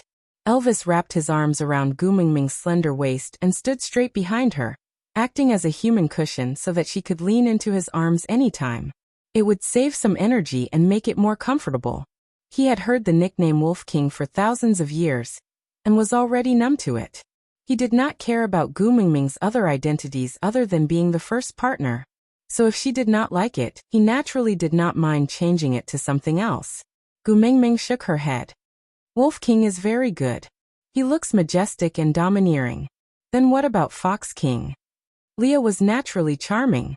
Every frown and smile of his exuded a seductive charm, making one's teeth itch with hatred. One must bite him to vent their anger.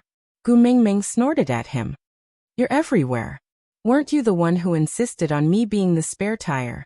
Leah frowned in aggrievement. If anything happens to him later, aren't you counting on me to treat him? We haven't even recited our scriptures, and you're already hitting a monk. Is there a flirtatious monk like you? Gu Mengmeng pinched Lee's waist. She gritted her teeth and whispered into his ear. Are you afraid that others don't know you're a fox? How dare you act coquettishly in public? If I don't do this, how can I attract your attention? After all, I climbed up from being a beast pet. I naturally don't forget to flirt so that I won't lose your favor. Don't you think so? My Queen Mengmeng, Get lost. Gu Mengmeng rolled her eyes at Leah and ignored him. She then turned to look at Elvis. He's just a normal person. Go easy on him. Everyone is just trying to make a living. Don't easily cripple him and ruin his livelihood. All right. Elvis smiled gently, accepting all of Gu Mengmeng's requests. But, Gu Mengmeng changed the topic and said with a serious expression, you are also not allowed to get hurt. If I see the other party injuring you, Don't expect me to agree to let you join the underground boxing anymore. Cole had already shown the other wooden comb to Elvis. If he won this round and was willing to continue the next round, he would give him the goddess comb that he had obtained from the ancient tomb in Z country. It was said that it was the bone comb used by Nuwa. Thus, it was almost certain that Elvis would have his next fight a month after this one. Elvis wanted that goddess's comb because it was said to have the ability to attract good fortune and avoid calamity. It was stained with Nuwa's fairy aura, and even demons and ghosts had to avoid it. Although he had never seen a demon before, and the four of them should be the legendary demons, and they were at the top level, he was willing to fight for it for Gu Mingming regardless if it was real or fake. Don't worry. Elvis kissed Gu Mingming's forehead. I won't let myself get hurt. With that, Elvis carried Gu Mingming to the spectator stand on the second floor. That was the VIP viewing room that Cole had specially prepared for Gu Mingming. It had soundproof single-sided bulletproof glass. Even if Gu Mingming could see the arena clearly from the second floor, the people outside would not be able to see her. Out of topic.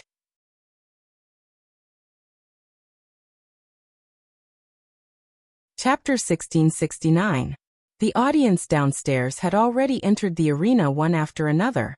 Other than Gu Mingming and her family sitting in the VIP room on the second floor, Cole also came uninvited. After all, this was his home ground and Gu Mingming did not have the right to chase him away. So she did not say much and allowed Cole to sit beside her.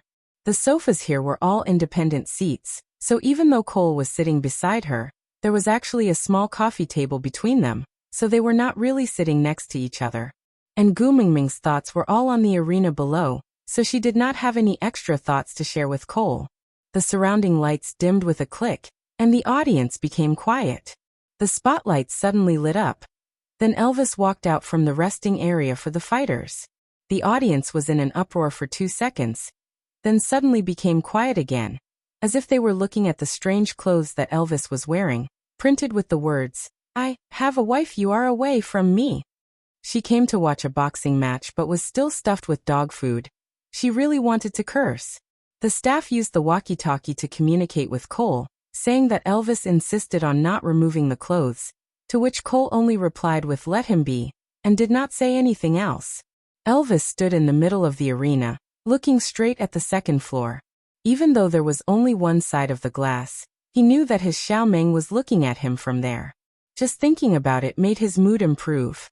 The resting room door on the other side opened, and a man wearing a hooded cape walked out. Gu Mingming instinctively took a look, and just one look was enough to make her shocked. Another acquaintance. Leah also laughed softly, his large tail appearing in front of Cole without any scruples, circling around Gu Mingming's waist.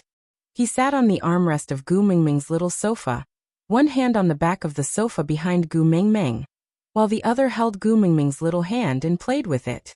He smiled. It's actually him. Ha, this time, Elvis will not only tear off one of his arms, he might not even have the life to leave the arena. Snake had Gu Mingming's shared memories, so he also recognized this person who was on the arena. The corners of his lips curled up slightly, and his eyes burned with a sinister emerald green color. His voice was cold and he said, "Why don't we change the person? Let me see what kind of fun underground boxing is like. You are the Prince of F country, how can you appear in an underground fighting ring? Don't create more trouble." Gu Mingming held her forehead and said, "How can there be such a coincidence in this world?" Cole looked at Gu Mingming in confusion. He could not understand their conversation, but he understood that they seemed to know the person who challenged Elvis. So Cole pointed to the side of the arena and said, "His woman owes me a lot of money. I was going to sell her to a sex slave agency to repay the debt. But this man stood out and said that he was willing to challenge Elvis. If he won, he would take his reward as repayment of the debt. If he lost, he would take his compensation as repayment of the debt." Gu Mingming sighed and said, "If you win, you have to pay with your money, and if you lose, you have to pay with your life. He really hasn't changed at all. For a woman like that, he can always risk his life." "You know her?" Cole asked softly. Gu Mingming did not answer but asked back, "That woman, how much money does she owe you?" Not much, just 4 million USD. Cole answered honestly. Gu Mengmeng nodded and said, I will return this 4 million for her, but I want to let that man live. Aside from the topic.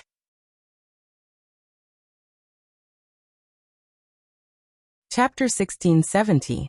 All right. Cole did not even have to think before he agreed. After agreeing, Cole was a little puzzled. He was not puzzled why he agreed, but puzzled that not only did he agree, he even wanted to add, you don't have to return the money. What puzzled him the most was that he did not dare to say what he wanted to add. He did not know why, but he seemed to know that this young girl in front of him, under her polite and distant appearance, had a strong sense of rejection towards him. If he displayed too much intimacy and friendliness, she would immediately hide far away. So if he still wanted to see her, he could not cross certain boundaries. Even though they did not know each other, he knew very well where those boundaries that could not be seen or touched were. This was very strange, really very strange. Thinking about this, Cole's gaze towards Gu Mengmeng deepened. But Gu Mengmeng did not have the heart to care about what Cole was thinking. Her gaze was fixated on the two people on the arena. Clearly, Elvis had also recognized his opponent.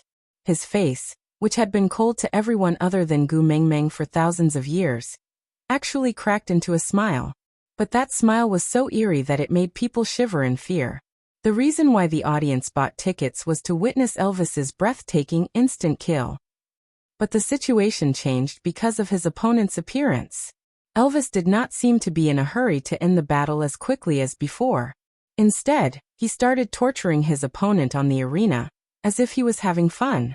It was not wrong for him to promise not to hurt his opponent easily. But this did not include the fact that his opponent had hurt Gu Mengmeng before, and had almost broken her neck. Elvis squeezed his opponent's shoulder blades forcefully, causing his opponent's arms to hang limply by his side. His pained cry made the audience extremely excited because of the bloody scene, but it did not evoke any pity from Elvis. Then Elvis raised his leg and crushed both of his knees, causing him to lose all interest in life like a puppet with its strings cut. Elvis grabbed his neck and lifted him up.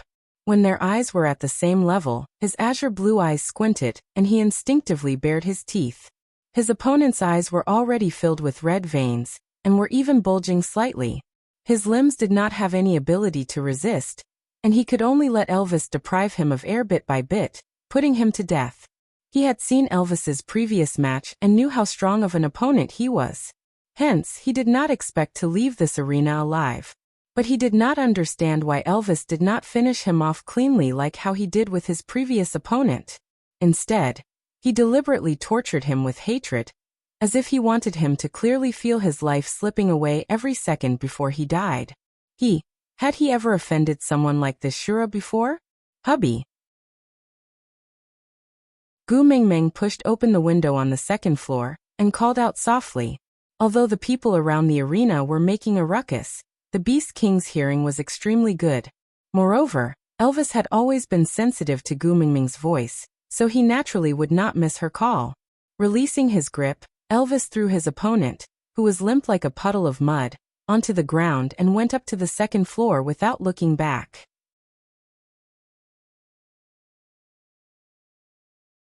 Chapter 1671.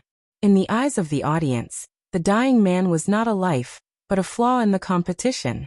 It was as if his death was supposed to be the climax of the day, but it ended abruptly, which was rather disappointing.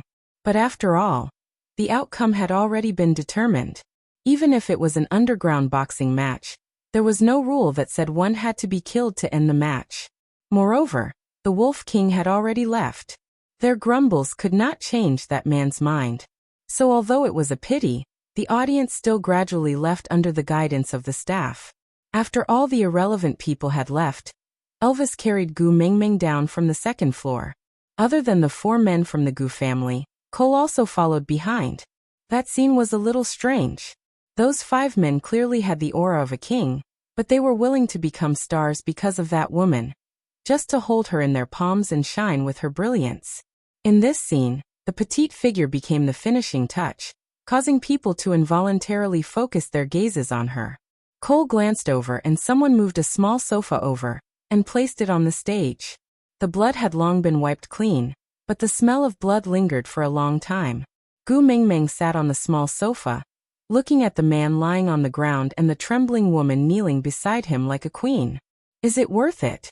Gu Mingming asked this question without any head or tail. The man raised his head with difficulty and met Gu Mingming's eyes. He was a little dazed, as if he knew the woman in front of him, but could not remember when he had seen her before. Strangely, even if the other party's words were without head or tail, he seemed to understand what she meant. Although it was difficult, he still curled his lips and looked at the woman kneeling beside him. He tried his best to smile and said, "For my own woman, nothing is not worth it." Gu Mengmeng gave a helpless chuckle. Some people were just like that. No matter how much time had passed, that infatuation, that foolishness would never change. So Gu Mingming shifted her gaze to the woman beside him and asked in a seemingly nonchalant manner, "This man is already crippled now. I think he will no longer have the ability to take care of you in the future. Not only can he not earn money to repay your debts, he will even become your burden. Why don't we make a deal? You sell him to me, and I'll pay back the $4 million you owe me for you. How about that?" "You? Why do you want to buy him?" The woman seemed to be very afraid of Gu Mingmeng. So much so that even though the man could not even crawl up, she still instinctively hid beside the man, as if that would make her feel safe. Gu Mingmeng prodded herself under her chin, as if she was thinking about a question for a long time. Then she said, "Nothing much. I guess I'll just cut open my stomach and sell my organs." After all, the risk and cost of transporting live bodies is lower, and the price can be higher. "No, I'm not selling." The woman suddenly took a step forward and opened her arms. She was clearly trembling in fear, but she bit her lower lip to prevent herself from retreating. "I will return the $4 million. No matter what, I will return it. I'm not selling Quentin, not selling." Gu Mingming smiled at her reaction. It seemed that his stupidity had not changed. However, she was no longer who she was in the past. If that was the case, they might have a chance to turn things around and not repeat the mistakes of the past. "Oh, then tell me, how are you going to repay that $4 million? Gu Mingming narrowed her eyes and probed. "Out of topic." "Yes, that's right. The familiar person who was beaten up was Quentin. Did you guess correctly, my little baby?"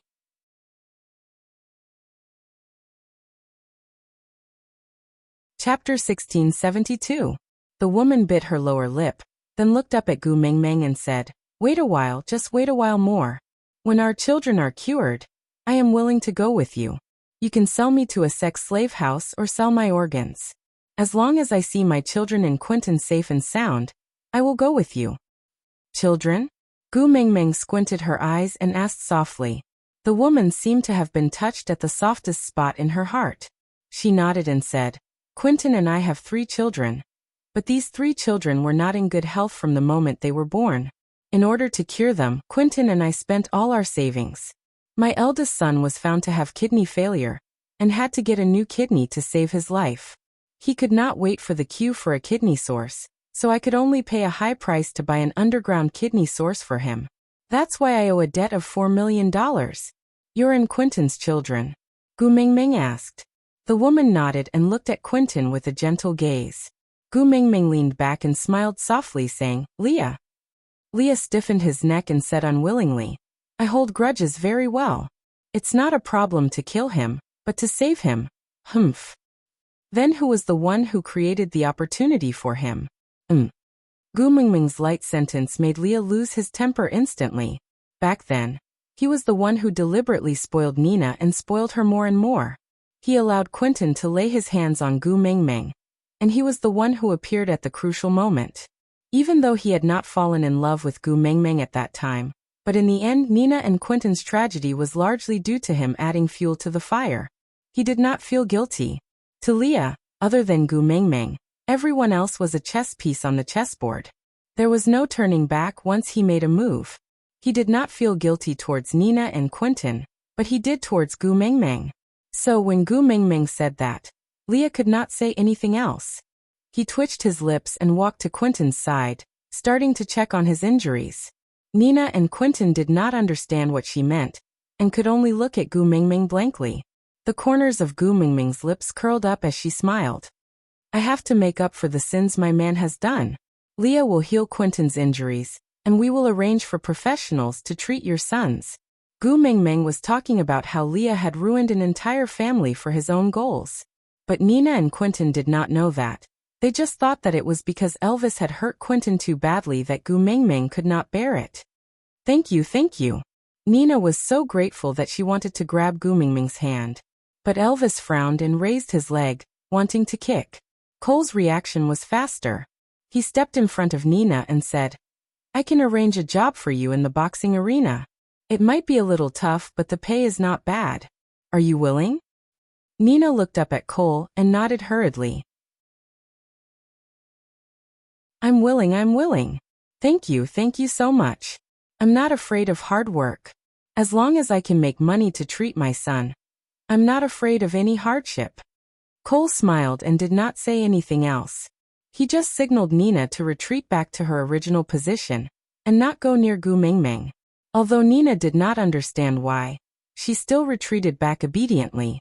Then she looked at Gu Mengmeng and said, Kind lady, I, Nina, will remember your kindness for life. No matter what you need in the future, I'm willing to be your slave. I will definitely repay you. Aside from the topic, who could guess why Nina and Quentin's children were always in poor health?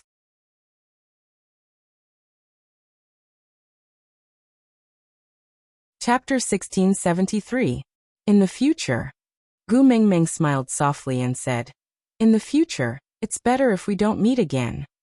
With that, Gu Mengmeng gave Elvis a look and Elvis carried Gu Mengmeng out of the arena.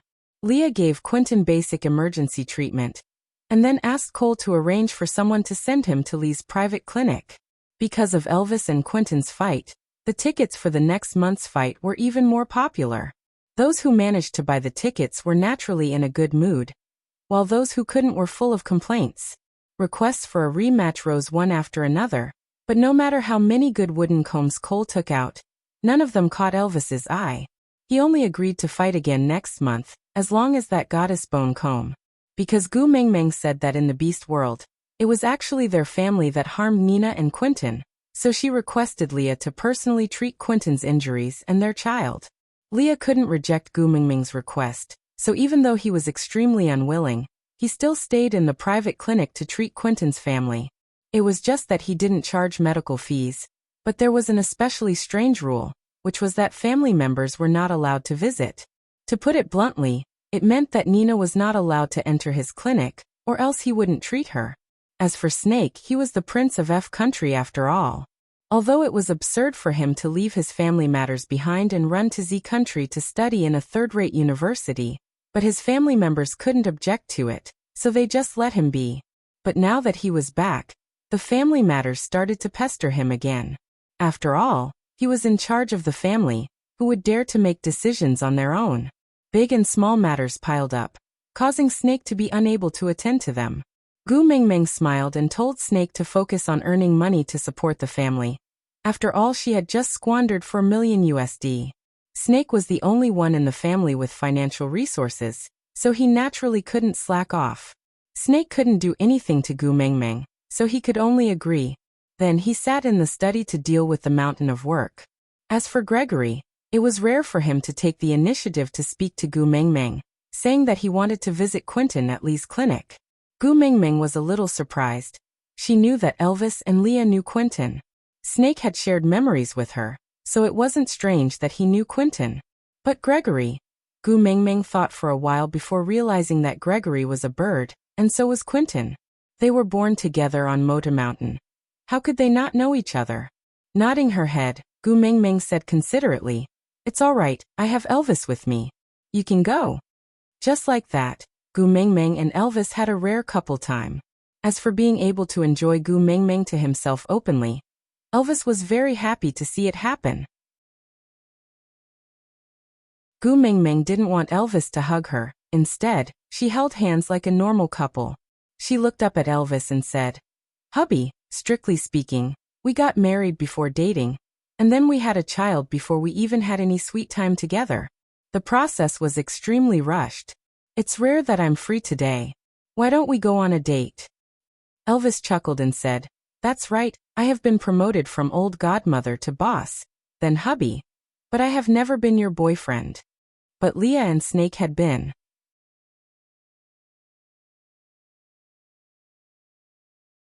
Chapter 1674. Gu Mingming smiled as she tiptoed and kissed Elvis on the cheek. Hey, let's go fill in the blanks today, alright? Alright. Elvis could only give Gu Mingming his endless indulgence. No matter what her request was, he would only reply with this one word. Gu Mingming leaned her head on Elvis's shoulder. As they walked, she thought about where to go for a date. The cinema did not seem to be a good choice. Most of the movies here were in F country's language, and there were no subtitles. Gu Mingming and Elvis basically could not understand them. Eating was also not a good idea, because Elvis's appetite was extraordinarily exaggerated. Gu Mingming could not bear to let him not eat his fill just to accommodate the atmosphere, but if she let him eat to his heart's content, they might be surrounded by reporters called by their boss for an interview. After thinking about it, Gu Mingming finally decided to go to the amusement park. Although it was a little childish, Elvis had never been there before. It was always good to have something new. Although Snake could not accompany them, he had arranged for a private car. So Gu Mingming and Elvis were quickly sent to the entrance of the most famous amusement park in the area. Gu Mingming bought the tickets and the two of them entered the amusement park happily. Elvis did not really like the crowded atmosphere. The Beast King's hearing and sense of smell were too sensitive. Everything here made him feel noisy, and the air was filled with all sorts of strange smells, making him uncomfortable. But looking at Gu Mingming's sparkling big eyes, he felt that these discomforts were insignificant and could be tolerated. He wrapped his arms around Gu Mingming's shoulders and said in a low voice, "There are too many people. Let me protect you so that you don't get separated." Gu Mingming nodded and responded with a yeah. Her gaze drifted around and Gu Mingming immediately set her eyes on the most thrilling roller coaster in the world. If it was in the past, she would not dare to challenge this kind of thing. But during those years as the messenger of the beast deity in the beast world, she felt like jumping off a building every time she saw Wang Xiaoxin. After a few times, she became more daring. Most importantly, she wanted to see Elvis panicking later on. It would be extremely interesting. Although Elvis had never played it before, he had a rough idea of what it would feel like when he queued up. She queued for a long time, but this did not diminish Gu Mingming's enthusiasm. When the safety belt was buckled, Gu Mingming was still very excited. Turning her head to look at Elvis, she held his big hand and said in an especially imposing manner, "If you're afraid, call me out. I'll protect you, understand?" Elvis curled his lips, his expression calm and doting. Should he respond with a cry of panic to satisfy her little desire? All right, in order to coax his precious Xiao Meng, he had long thrown away his pride and whatnot. All right. Elvis replied concisely, before grabbing Gu Mingming's little hand, holding it tightly in his palm. The entire roller coaster ride took about 4 minutes. When they returned to the starting point after one round, other than feeling a little dizzy from the spinning, Elvis did not feel particularly scared.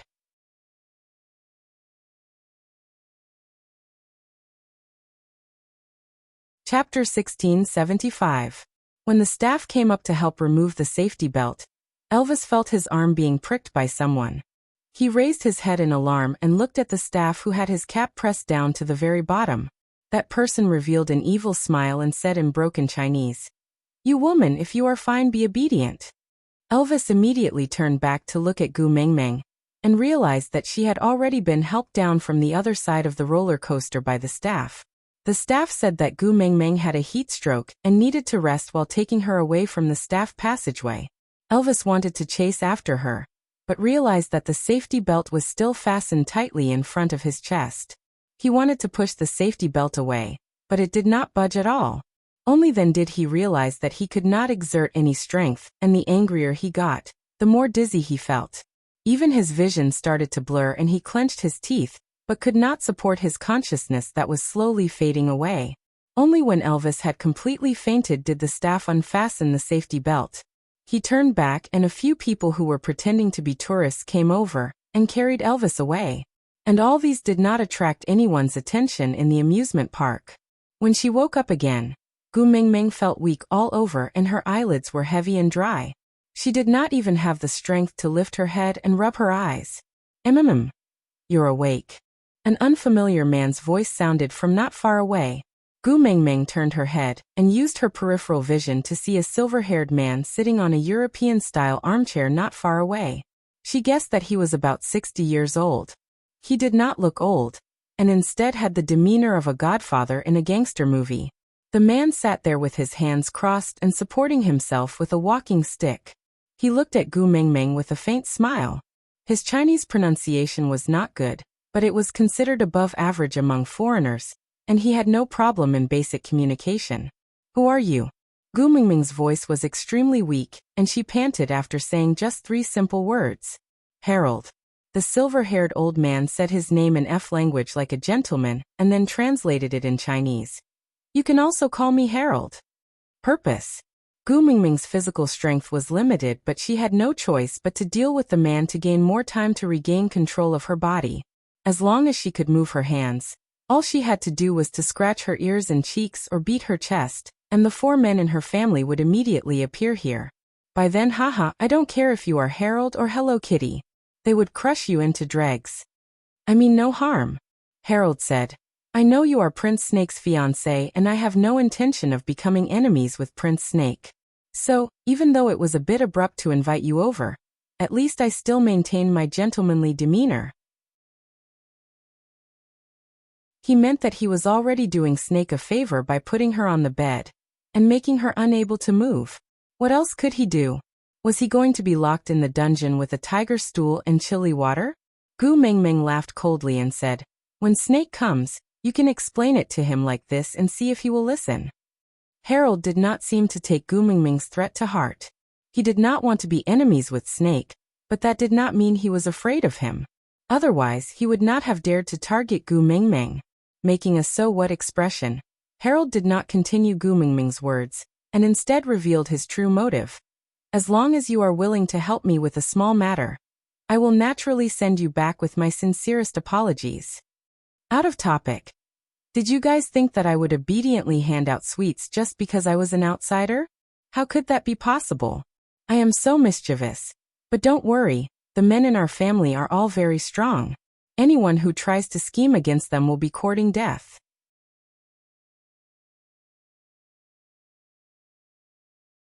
Chapter 1676. The threat was obvious. If Gu Mengmeng obediently helped him with this small favor, he would let her go and give her an expensive apology. On the other hand, if she did not agree, then he would not let her go today. Furthermore, when he kidnapped her in the amusement park, everyone was wearing the uniform of the amusement park. Even if Snake found out about the amusement park, it would take him a lot of effort to trace it back to him. By then, she might have disappeared from this world forever. What else could Snake do in a situation where the dead could not testify? Gu Mengmeng smiled softly, without a trace of fear on her face. Harold's words carried a kind of self-evident craziness, arrogance, and even certainty. This was not the first time he had done something like this. Or perhaps in his eyes a young and ignorant little girl, like her, was really easy to scare. But he did not know that the young girl before him had lived for 1,000 years in the other world. This level of threat was really nothing in front of her. Admittedly, Gu Mengmeng did not have the powers of a beast king in the past. She could not use her slender hands to crush this little rascal who was pretending to be deep in front of her. But her partner could. I wonder what Mr. Harold would like me to help with, Gu Mengmeng said as she tried to move her fingers. Very good. The effects of the drug were gradually fading and her body was slowly regaining its self-control. It's very simple. As long as you can convince the bodyguard that Prince Snake arranged for you to stay under me and become my fighter, I will naturally give you an equivalent reward. Oh, you want to buy my man? Gu Mengmeng used both her hands to support her upper body on the bed. Harold was rather surprised to see Gu Mengmeng sitting up. But when he thought about how he did not want to offend Snake, he drugged Gu Mengmeng a little lighter than usual. Hence, the surprise flashed across his face and did not stay for long. No. I don't want to buy your man. I just want to buy your bodyguard. Gu Mengmeng chuckled and said, Since you want to buy him, why don't you talk to him directly? Pausing for 2 seconds, Gu Mingming realized that an undetectable hint of awkwardness flashed across Harold's face. Thus he understood and said, "Oh, I did talk to him, but he didn't listen to you at all. Let me guess. You must have used threats and carrots, but he just wouldn't budge. You couldn't do anything to him, so you used me as a breakthrough point, right?" Harold coughed twice. Clearly, he felt a little ashamed that he couldn't do anything to a man, so he turned his attention to a little girl. But there was no other way. He wanted that man. Harold had been doing whatever he wanted in the underworld for so many years, but it had been a long time since he had that kind of crazy desire to conquer. He desperately wanted to see this arrogant and sinister man submit to him, become his most humble servant, the most docile servant, and the most vigilant guard. Gu Mingming did not miss the fervent look in Harold's eyes. She had seen this look too many times in the past 1,000 years. Raising her slender hand, Gu Mingming gently touched her collarbone. She smiled faintly and said, "Since you want him, you should tell him in person. If you don't even have the courage to face him, how can you do it?" Aside from the topic, next episode, Summon Elvis. Was this considered a literary blockage?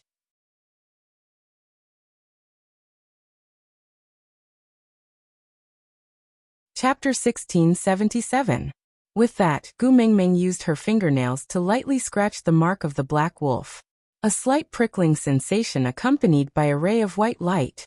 Elvis appeared behind Harold like an emissary from hell. Gu Mingming smiled softly and did not move at all. She watched as Harold's pupils trembled violently. Many years of living on the edge of a knife had made him more sensitive to danger than ordinary people. The fear in his heart was written all over his face, but he did not have the courage to turn back. The thick smell of blood enveloped his entire body, and the cracking sound sounded like someone was moving the joints in his neck in preparation for an attack. The hand holding onto the walking stick had already started to tremble. He took a deep breath and suddenly swung it backwards. There was a button on the walking stick. After pressing it, a sharp blade would pop out from the side of the walking stick.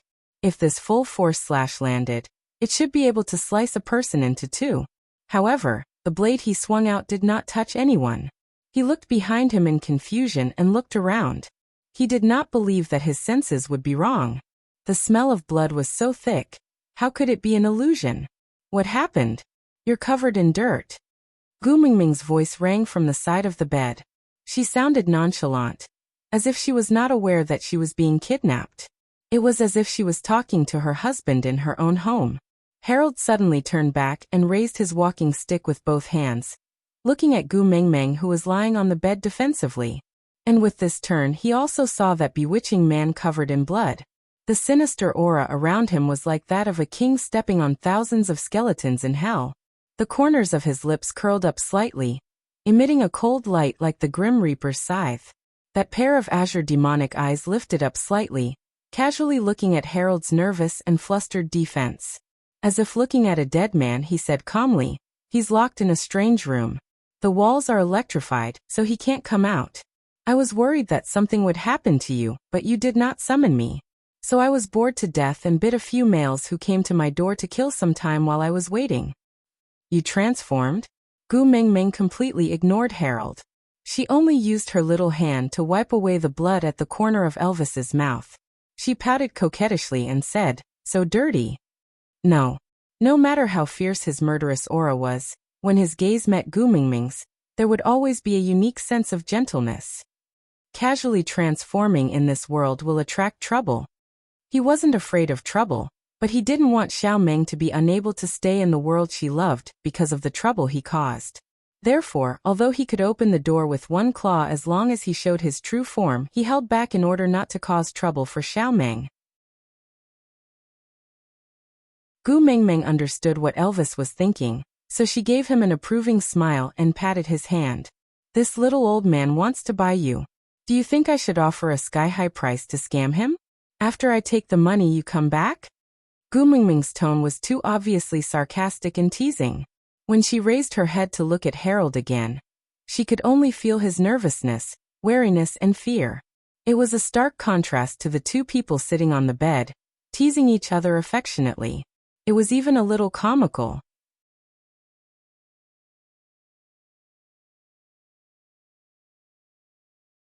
Chapter 1678. The Gu Mengmeng now was no longer the young lady who cried the entire night at the bonfire party during her coming-of-age ceremony, when she had just arrived in the beast world. She had faced too much bloodshed in the beast world, so much so that she could think rationally and calmly when faced with life and death.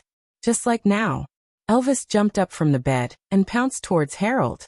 Harold immediately waved the walking stick in his hand and slashed at Elvis with the blade. But he was just a normal person. How could he fight against Elvis, who had the power of a beast king and had been through hundreds of battles? Before he could swing his walking stick halfway, he was already firmly stepped on by Elvis's four limbs. Harold was so shocked that he was tongue-tied. He could not understand how a human could suddenly turn into a huge wolf. The sharp fangs and dripping saliva in front of him magnified his fear infinitely. Only someone who had been squashed by a wolf at such a close distance would understand how terrifying that feeling of near death was. Elvis did not have the leisure to admire his struggle before death. He cleanly bit off his neck and threw his body out of the window. Then he transformed back into a human, without a single speck of dirt on him. He was naked, with a head of thick black hair casually draped behind him. It was like a cloud dyed with ink, giving off a unique charm. The hideous bloodstains in the room were set off by the gentleness that only belonged to Gu Mengmeng, making it look like two red spider lilies blossoming on both sides of the yellow springs. And he was a fairy standing among the flowers. Dangerous, yet full of temptation. Because of his transformation, Elvis could no longer wear the clothes he was originally wearing. So Gu Mengmeng casually pulled down the curtains and asked Elvis to tear it into a piece of cloth of suitable size. Then, she wrapped it around her waist to act as a temporary beastskin skirt. This way of dressing made Elvis feel at ease, much more comfortable than those clothes that restricted his movements. Wait for me here, I'll go settle some things and be back soon. Gu Mengmeng chuckled and asked, Do you need me to call Leah over to help you? Elvis shook his head gently, then planted a light kiss on Gu Mengmeng's forehead. I'm your first partner, I must have the ability to protect you independently. Gu Mengmeng knew that males had their own pride. In the beast world, they must have the ability to hunt and defend against external enemies. In modern times, they also needed to have the strength to protect their women. She could not stop Elvis from doing it. He was a wolf, not a pet dog that she kept by her side. She would never keep him on a dog's leash and make him wag his tail at her side. She wrapped her arms around Elvis's neck and kissed him lightly.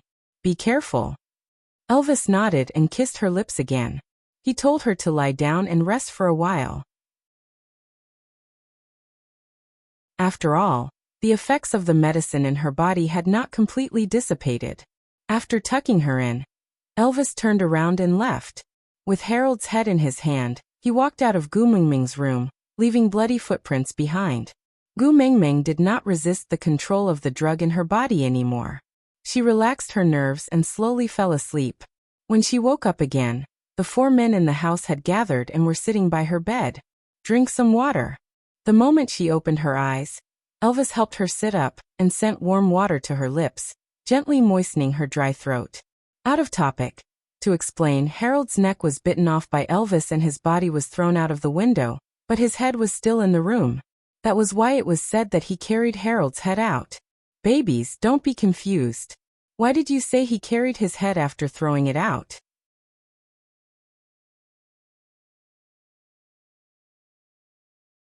Chapter 1679.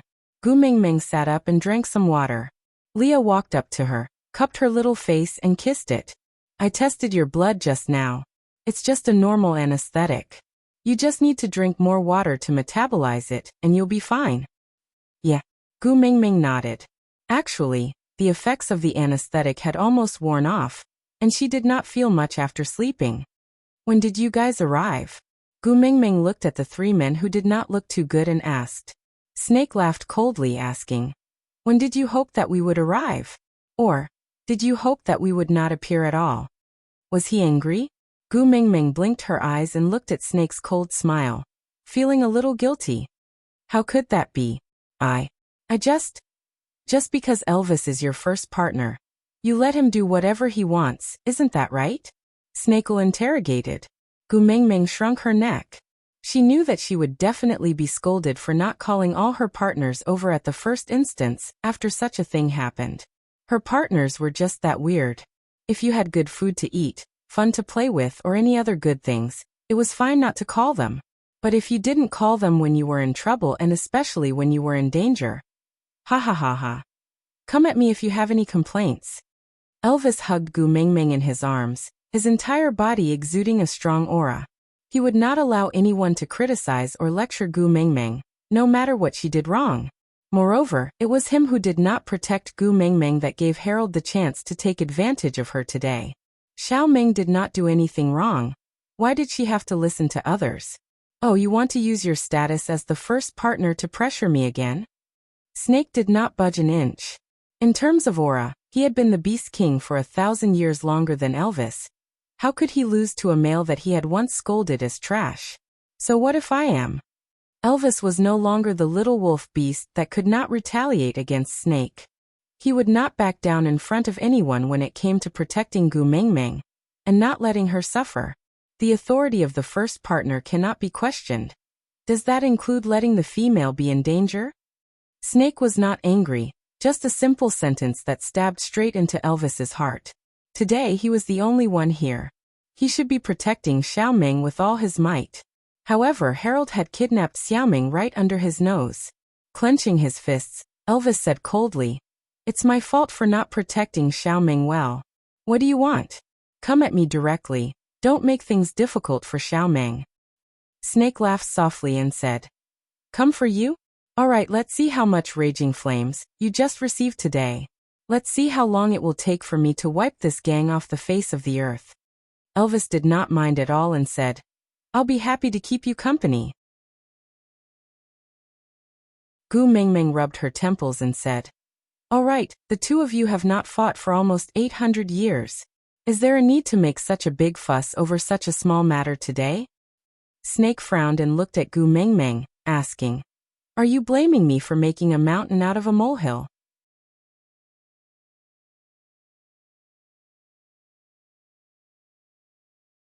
Chapter 1680. Snake straightened his body and faced Gu Mengmeng saying, "Small matter? Then do you know how the three of us came here?" Gu Mengmeng shook her head and looked at Elvis in confusion. Elvis pursed his lips and sighed deeply saying, "I was handling the matter of receiving the fiery flames in the front hall. Harold's son Kiddo, the man whose arm was broken by me in the first Black Fist fight, sneaked into your room and tried to hurt you. The tip of the knife touched the mark on your chest and summoned Snake over." Gu Mengmeng was also shocked. She lowered her head and looked again. Indeed, there was a red dot on the head of the snake on her chest. It should be a wound. Snake then continued, "The moment I came over, I saw the dagger stabbing into your heart. Gregory, me, Leah, and Elvis, including your own lives, were all hanging by a thread. To you, this is just a small matter, isn't it?" Gu Mengmeng's aura instantly dropped and she said pitifully, "I don't know." "Of course you don't know." Snake laughed coldly and said, "If you knew, you would have summoned your most trusted first partner back to protect you. Wouldn't you? In your eyes, only he is your partner, and only he is worthy of your trust. If not for him, you would rather be alone in a state of protection than to summon me or Leah to protect you when you meet with trouble. Huh, just how much trust do you have in him? As long as he is in the same building as you, you believe that he can protect you safe and sound. He is clearly not by your side, but you can still fall asleep defenselessly." Elvis obviously could not stand Snake criticizing Gu Mengmeng like that, but Gu Mengmeng could hear the fear hidden behind Snake's accusation. Pulling Elvis, who was about to explode, Gu Mengmeng opened her arms wide at Snake, gesturing for him to hug her. Although Snake was extremely angry, he was also extremely uneasy. So, without another word, he pulled Gu Mengmeng into his arms and hugged her fiercely. He wished he could bury her in his heart and protect her at all times, so as to quell that fear. "You were asleep, and I had to check your breathing every 2 or 3 minutes. I was so afraid that if I came half a second late, the dagger would have pierced your heart. I was so afraid that you weren't asleep but dead. You heartless bad girl. How dare you protect him?"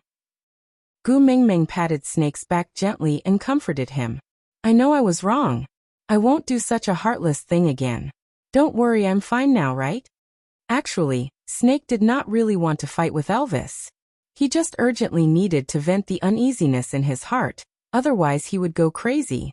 As for Elvis, perhaps he also needed a battle like this to let his guilt be vented. Liar. Snake scolded softly. You're just a little liar. Your words cannot be trusted. Gu Mingming laughed softly. Elvis and Leah had long known that she was a little liar. She thought that at least in front of Snake and Gregory, she could maintain her credibility. Now, it seemed like she had gone bankrupt again. She looked at Gregory with a faint gaze and thought to herself, yeah, this is the only fruit left.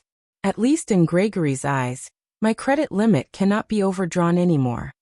Aside from the topic, from now on I, Elvis, have become the leader of the triads in F country.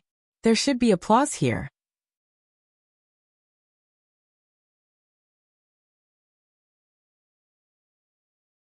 Chapter 1681.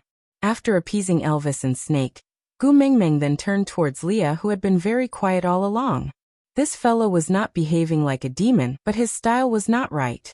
Leah, who caught Gu Mingming's gaze, then waved his tail and walked seductively to Gu Mingming's side. He half laid on Gu Mingming's knees and said in a flirtatious and coquettish manner, "You finally remembered me?"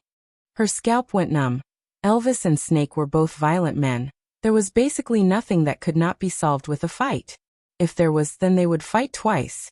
At most, once the door was closed, Gu Mingming would bring them back to the grassland illusion and let them fight to their heart's content. But Leah was different. If he was annoyed, he would definitely torture Gu Mingming's body. Sometimes Gu Mingming would rather Leah hang her up and give her a good beating, but Leah would not do it. He would only stop after she remembered it for the rest of her life. Leah, Gu Mingming's smile was uglier than crying. She begged for mercy by calling out his mushy nickname. Her eyes filled with fawning. Lee's large tail was wagging behind him. The smile on his face was still warm. It did not deepen or lessen because of Gu Mingming's fawning. And Gu Mingming recognized this smile. He only smiled like this when he was angry. The angrier he was, the warmer his smile was. I promise, this is the last time really. I'm not going to be alone anymore. Sometimes Gu Mingming would think that if one of the 4 men in her family changed his profession to torture and extort confessions, then Leah would be the best. He did not need any torture at all. He just had to look at you with a smile, and you would want to confess. You said the same thing when you jumped off the cliff on the Mota Mountains. Lee's smile did not diminish. His tone was warm and even his eyes were filled with the calmness of the years, but he was secretly bringing up the past. Gu Mingming wrapped her arms around Lee's neck and said coquettishly, Leah, it's not good for you to always hold grudges in your notebook. It's already thousands of years ago. Can you not mention it anymore? Leah raised his brows and said with a sorrowful expression, Back then when you liked me, you said that my beauty was unparalleled and unforgettable. Now that we've been together for 1,000 years, you despise me for having lingering fears and bringing up the past again? I didn't. Gu Mingming could only explain 3 words before she was interrupted by Leah. You did. Gu Mingming really could not explain herself. She knew that she would get into trouble if she didn't call all her men over when she was in danger. No matter how small the danger was, no matter how insignificant, no matter how daunting it was, even if she sprained her ankle while walking on the road, she should immediately scratch her ears and cheeks, beat her chest and stomp her feet, and call out the 4 men at home to coax her. It was only reasonable for them to take turns to appease her, not to mention almost having a dagger stab into his heart. Gu Mingming sighed and looked up at Elvis. Hubby, aren't you going to say something for me? Elvis covered his lips and coughed softly. Xiaomeng said she wanted to call you guys over, but I stopped her. If you have any grievances, then take it out on me. Leah turned to look at Elvis, then at Gu Mingming. He lowered his head and said, I see, then I have nothing more to say. With that, Leah stood up and silently returned to his original spot. The expression on his face was as desolate as one could imagine. It was not a, I have nothing more to say expression, but a naked, I feel bitter in my heart, but I won't say it expression. Aside from the topic.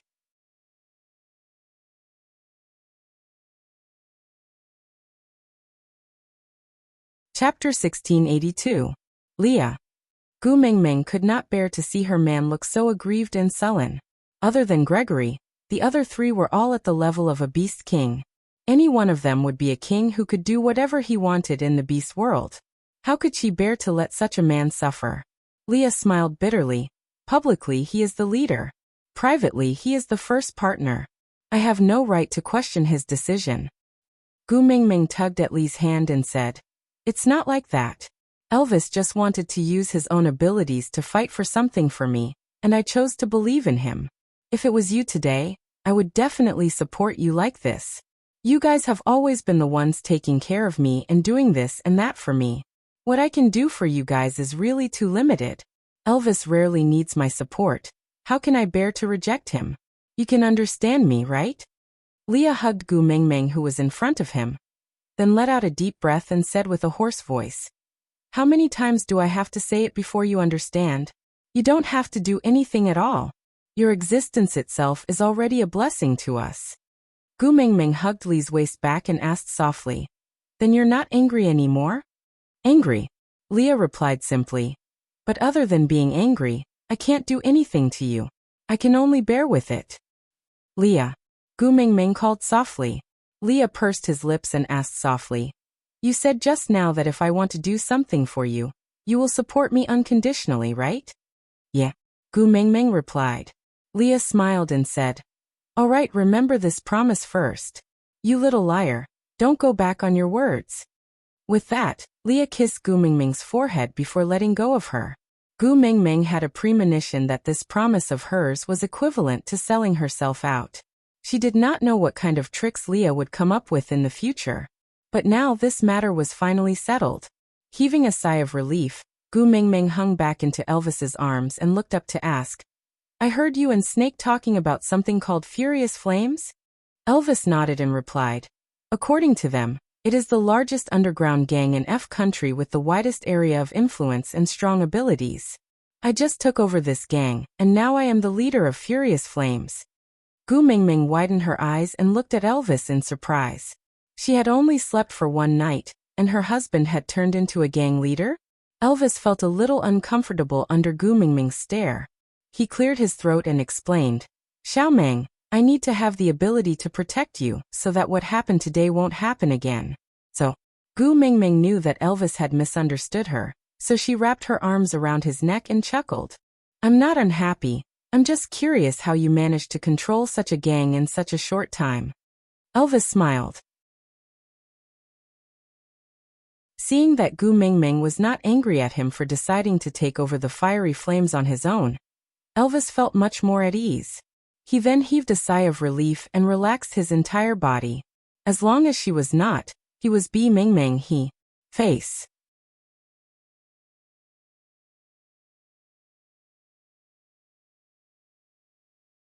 Chapter 1683. By the way. Elvis looked at Leah and said, "He is now the second leader of the Fiery Flames and will be in charge of the internal affairs of the Fiery Flames in the future. Everything that needs to be decided will be decided by him, and I will only be in charge of taking action." Gu Mingming burst into laughter. She looked at Elvis and then at Leah, saying, "So the two of you have applied Saint Nazir's management model to Fiery Flames, and are completely treating Fiery Flames as a tribe?" "More or less." Elvis nodded and said, "But the Fiery Flame seems easier to manage than Saint Nazir, because there are no troublesome females here." Gu Mingming nodded in agreement. The men in her family always had more ways to deal with males. Leah composed himself and sat back beside Gu Mingming while wagging his tail. He smiled seductively and hooked Gu Mingming's chin, saying, "Mingming, when I was understanding the internal affairs of the Fiery Flames just now, I discovered something very interesting." Gu Mingming tilted her head and looked at Leah, waiting for him to continue. Lee's gaze shifted to Snake and he said, "Although the Fiery Flames is the biggest gang in F country, they are controlled by others in many aspects. Because a gang of the scale of the Fiery Flames is not willing to become the claws of the royal family, and the royal family, who consider themselves to be noble and virtuous, will not be willing to submit to an underground gang, so the two parties are in a stalemate. But now that Elvis and I have taken over this gang, it will be our Gu family's business. His Highness will take care of it, right? Gu Mingming followed Li's gaze to look at Snake and burst out laughing. She pinched Leah and said, "So you want Snake to abuse his power and use his official position for personal gain?" Leah shook his head and looked at Gu Mingming. Leah nodded in agreement and said, "Isn't it an unchanging theory that having someone in the government makes things easier? Moreover, even though Elvis and I are in charge of the fiery flames, since when have you not been in charge of our family's business? If he were to restrict the fiery flames, he would be blocking your path to riches. I don't believe that our Prince Snake would do such a treacherous thing." Gu Mingming sighed deeply. She understood. This was the treaty of treason that she had just signed. She said that if Leia wanted to do something for her, she would definitely support him. It came true so quickly? Snake did not feel that there was anything wrong with it. The reason was simple. If he cooperated with the fiery flames, it would mean that the fiery flames would not have to submit to the royal family, and the royal family would not have to rely on the fiery flames. Both powers would be under Gu Mingming's control. Everything in this world should belong to Gu Mingming, so he felt that there was nothing wrong with it. He said lightly, "You have to keep a low profile when you do things. Don't push Tuming to the limelight." "Of course." Leah waved his large tail and coincidentally landed in Gu Mingming's arms. Gu Mingming hugged Li's large tail and stroked it twice. She also felt that it was strange and smiled. How did she carelessly facilitate the collusion between the government and the bandits in F country? It felt like a dream. From today onwards, Xiao Meng and all her family members will move in here. "Snake, do you have any questions?" Elvis asked as the first partner. Snake shook his head, indicating that there was no problem. This was the rule of the beast world. Females should stay in the territory of their first partner.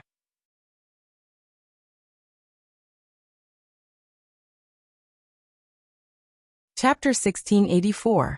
If it was said that Gu Mingming could not understand the concept of taking over the fiery flames in the small room, then when the four men from the Gu family accompanied Gu Mingming out of the room, Gu Mingming deeply understood the meaning of dark shock. The place that Harold lived in was a very typical European castle. Calling it a villa was not enough to describe its grandeur. It was more like the castle that the ancient European nobles lived in. From the architectural style and size, it was even more magnificent than the one in Snake's house. After all, the royal family had their own rules. No matter how rich you were, you could not live in a more luxurious place than the president. So even though Snake's family was like the sun in the sky, they still maintained a low profile on the surface. But Harold was different. The Fiery Flames was originally the king of the Mafia Empire, so his residence was extremely luxurious in all aspects. Every detail tried to show off his authority as the godfather of the underworld. But this old godfather, who had commanded the world for decades, had offended someone he should not have and ended up in such a pitiful state. Otherwise, he could have continued being the underground king in this building. Not talking about Harold anymore, Gu Mingming just felt that she could not help but want to lift up her dress and run around in her crystal shoes as she walked in this building, as if she was a European princess. Looking at Gu Mingming's expression, the four men behind her could not help but smile. There was no other reason. If she was happy, it meant that the whole family was happy. If she liked it, it meant that the whole family liked it. Pushing open the main door of the castle, Gu Mingming squinted her eyes and looked up to welcome the sunlight shining on her face.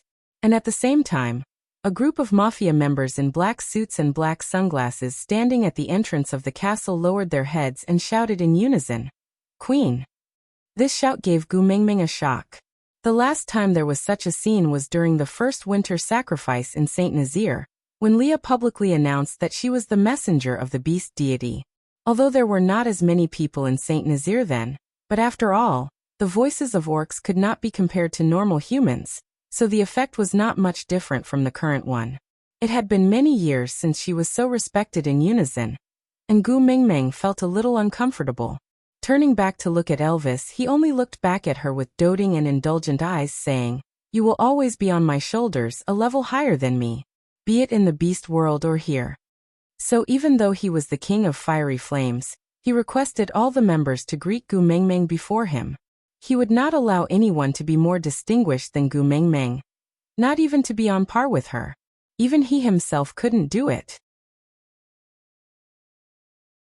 She must be the most supreme existence in the world. Gu Mengmeng tiptoed and kissed him on the cheek. Thank you for satisfying my vanity. I like it very much. Gu Mengmeng would no longer use the moral standards of the world to demand herself, because she knew that compared to her understanding, her partners preferred her unbridled manner. Vanity, arrogance, unreasonable. These flaws that ordinary men could not tolerate were incomparably precious treasures in the eyes of her man.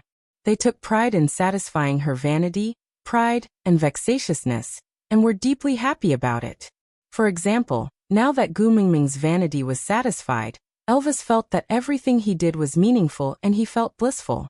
Out of topic. That's it for today. I just want to say, you're tuning in to the Li Mei's Wuxia Whispers YouTube channel.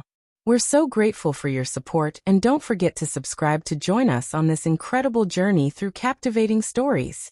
Your generosity through donations truly makes a world of difference, as it's the primary source of revenue that allows me to expand and enhance this channel for you. Thank you from the bottom of my heart for being a part of this adventure.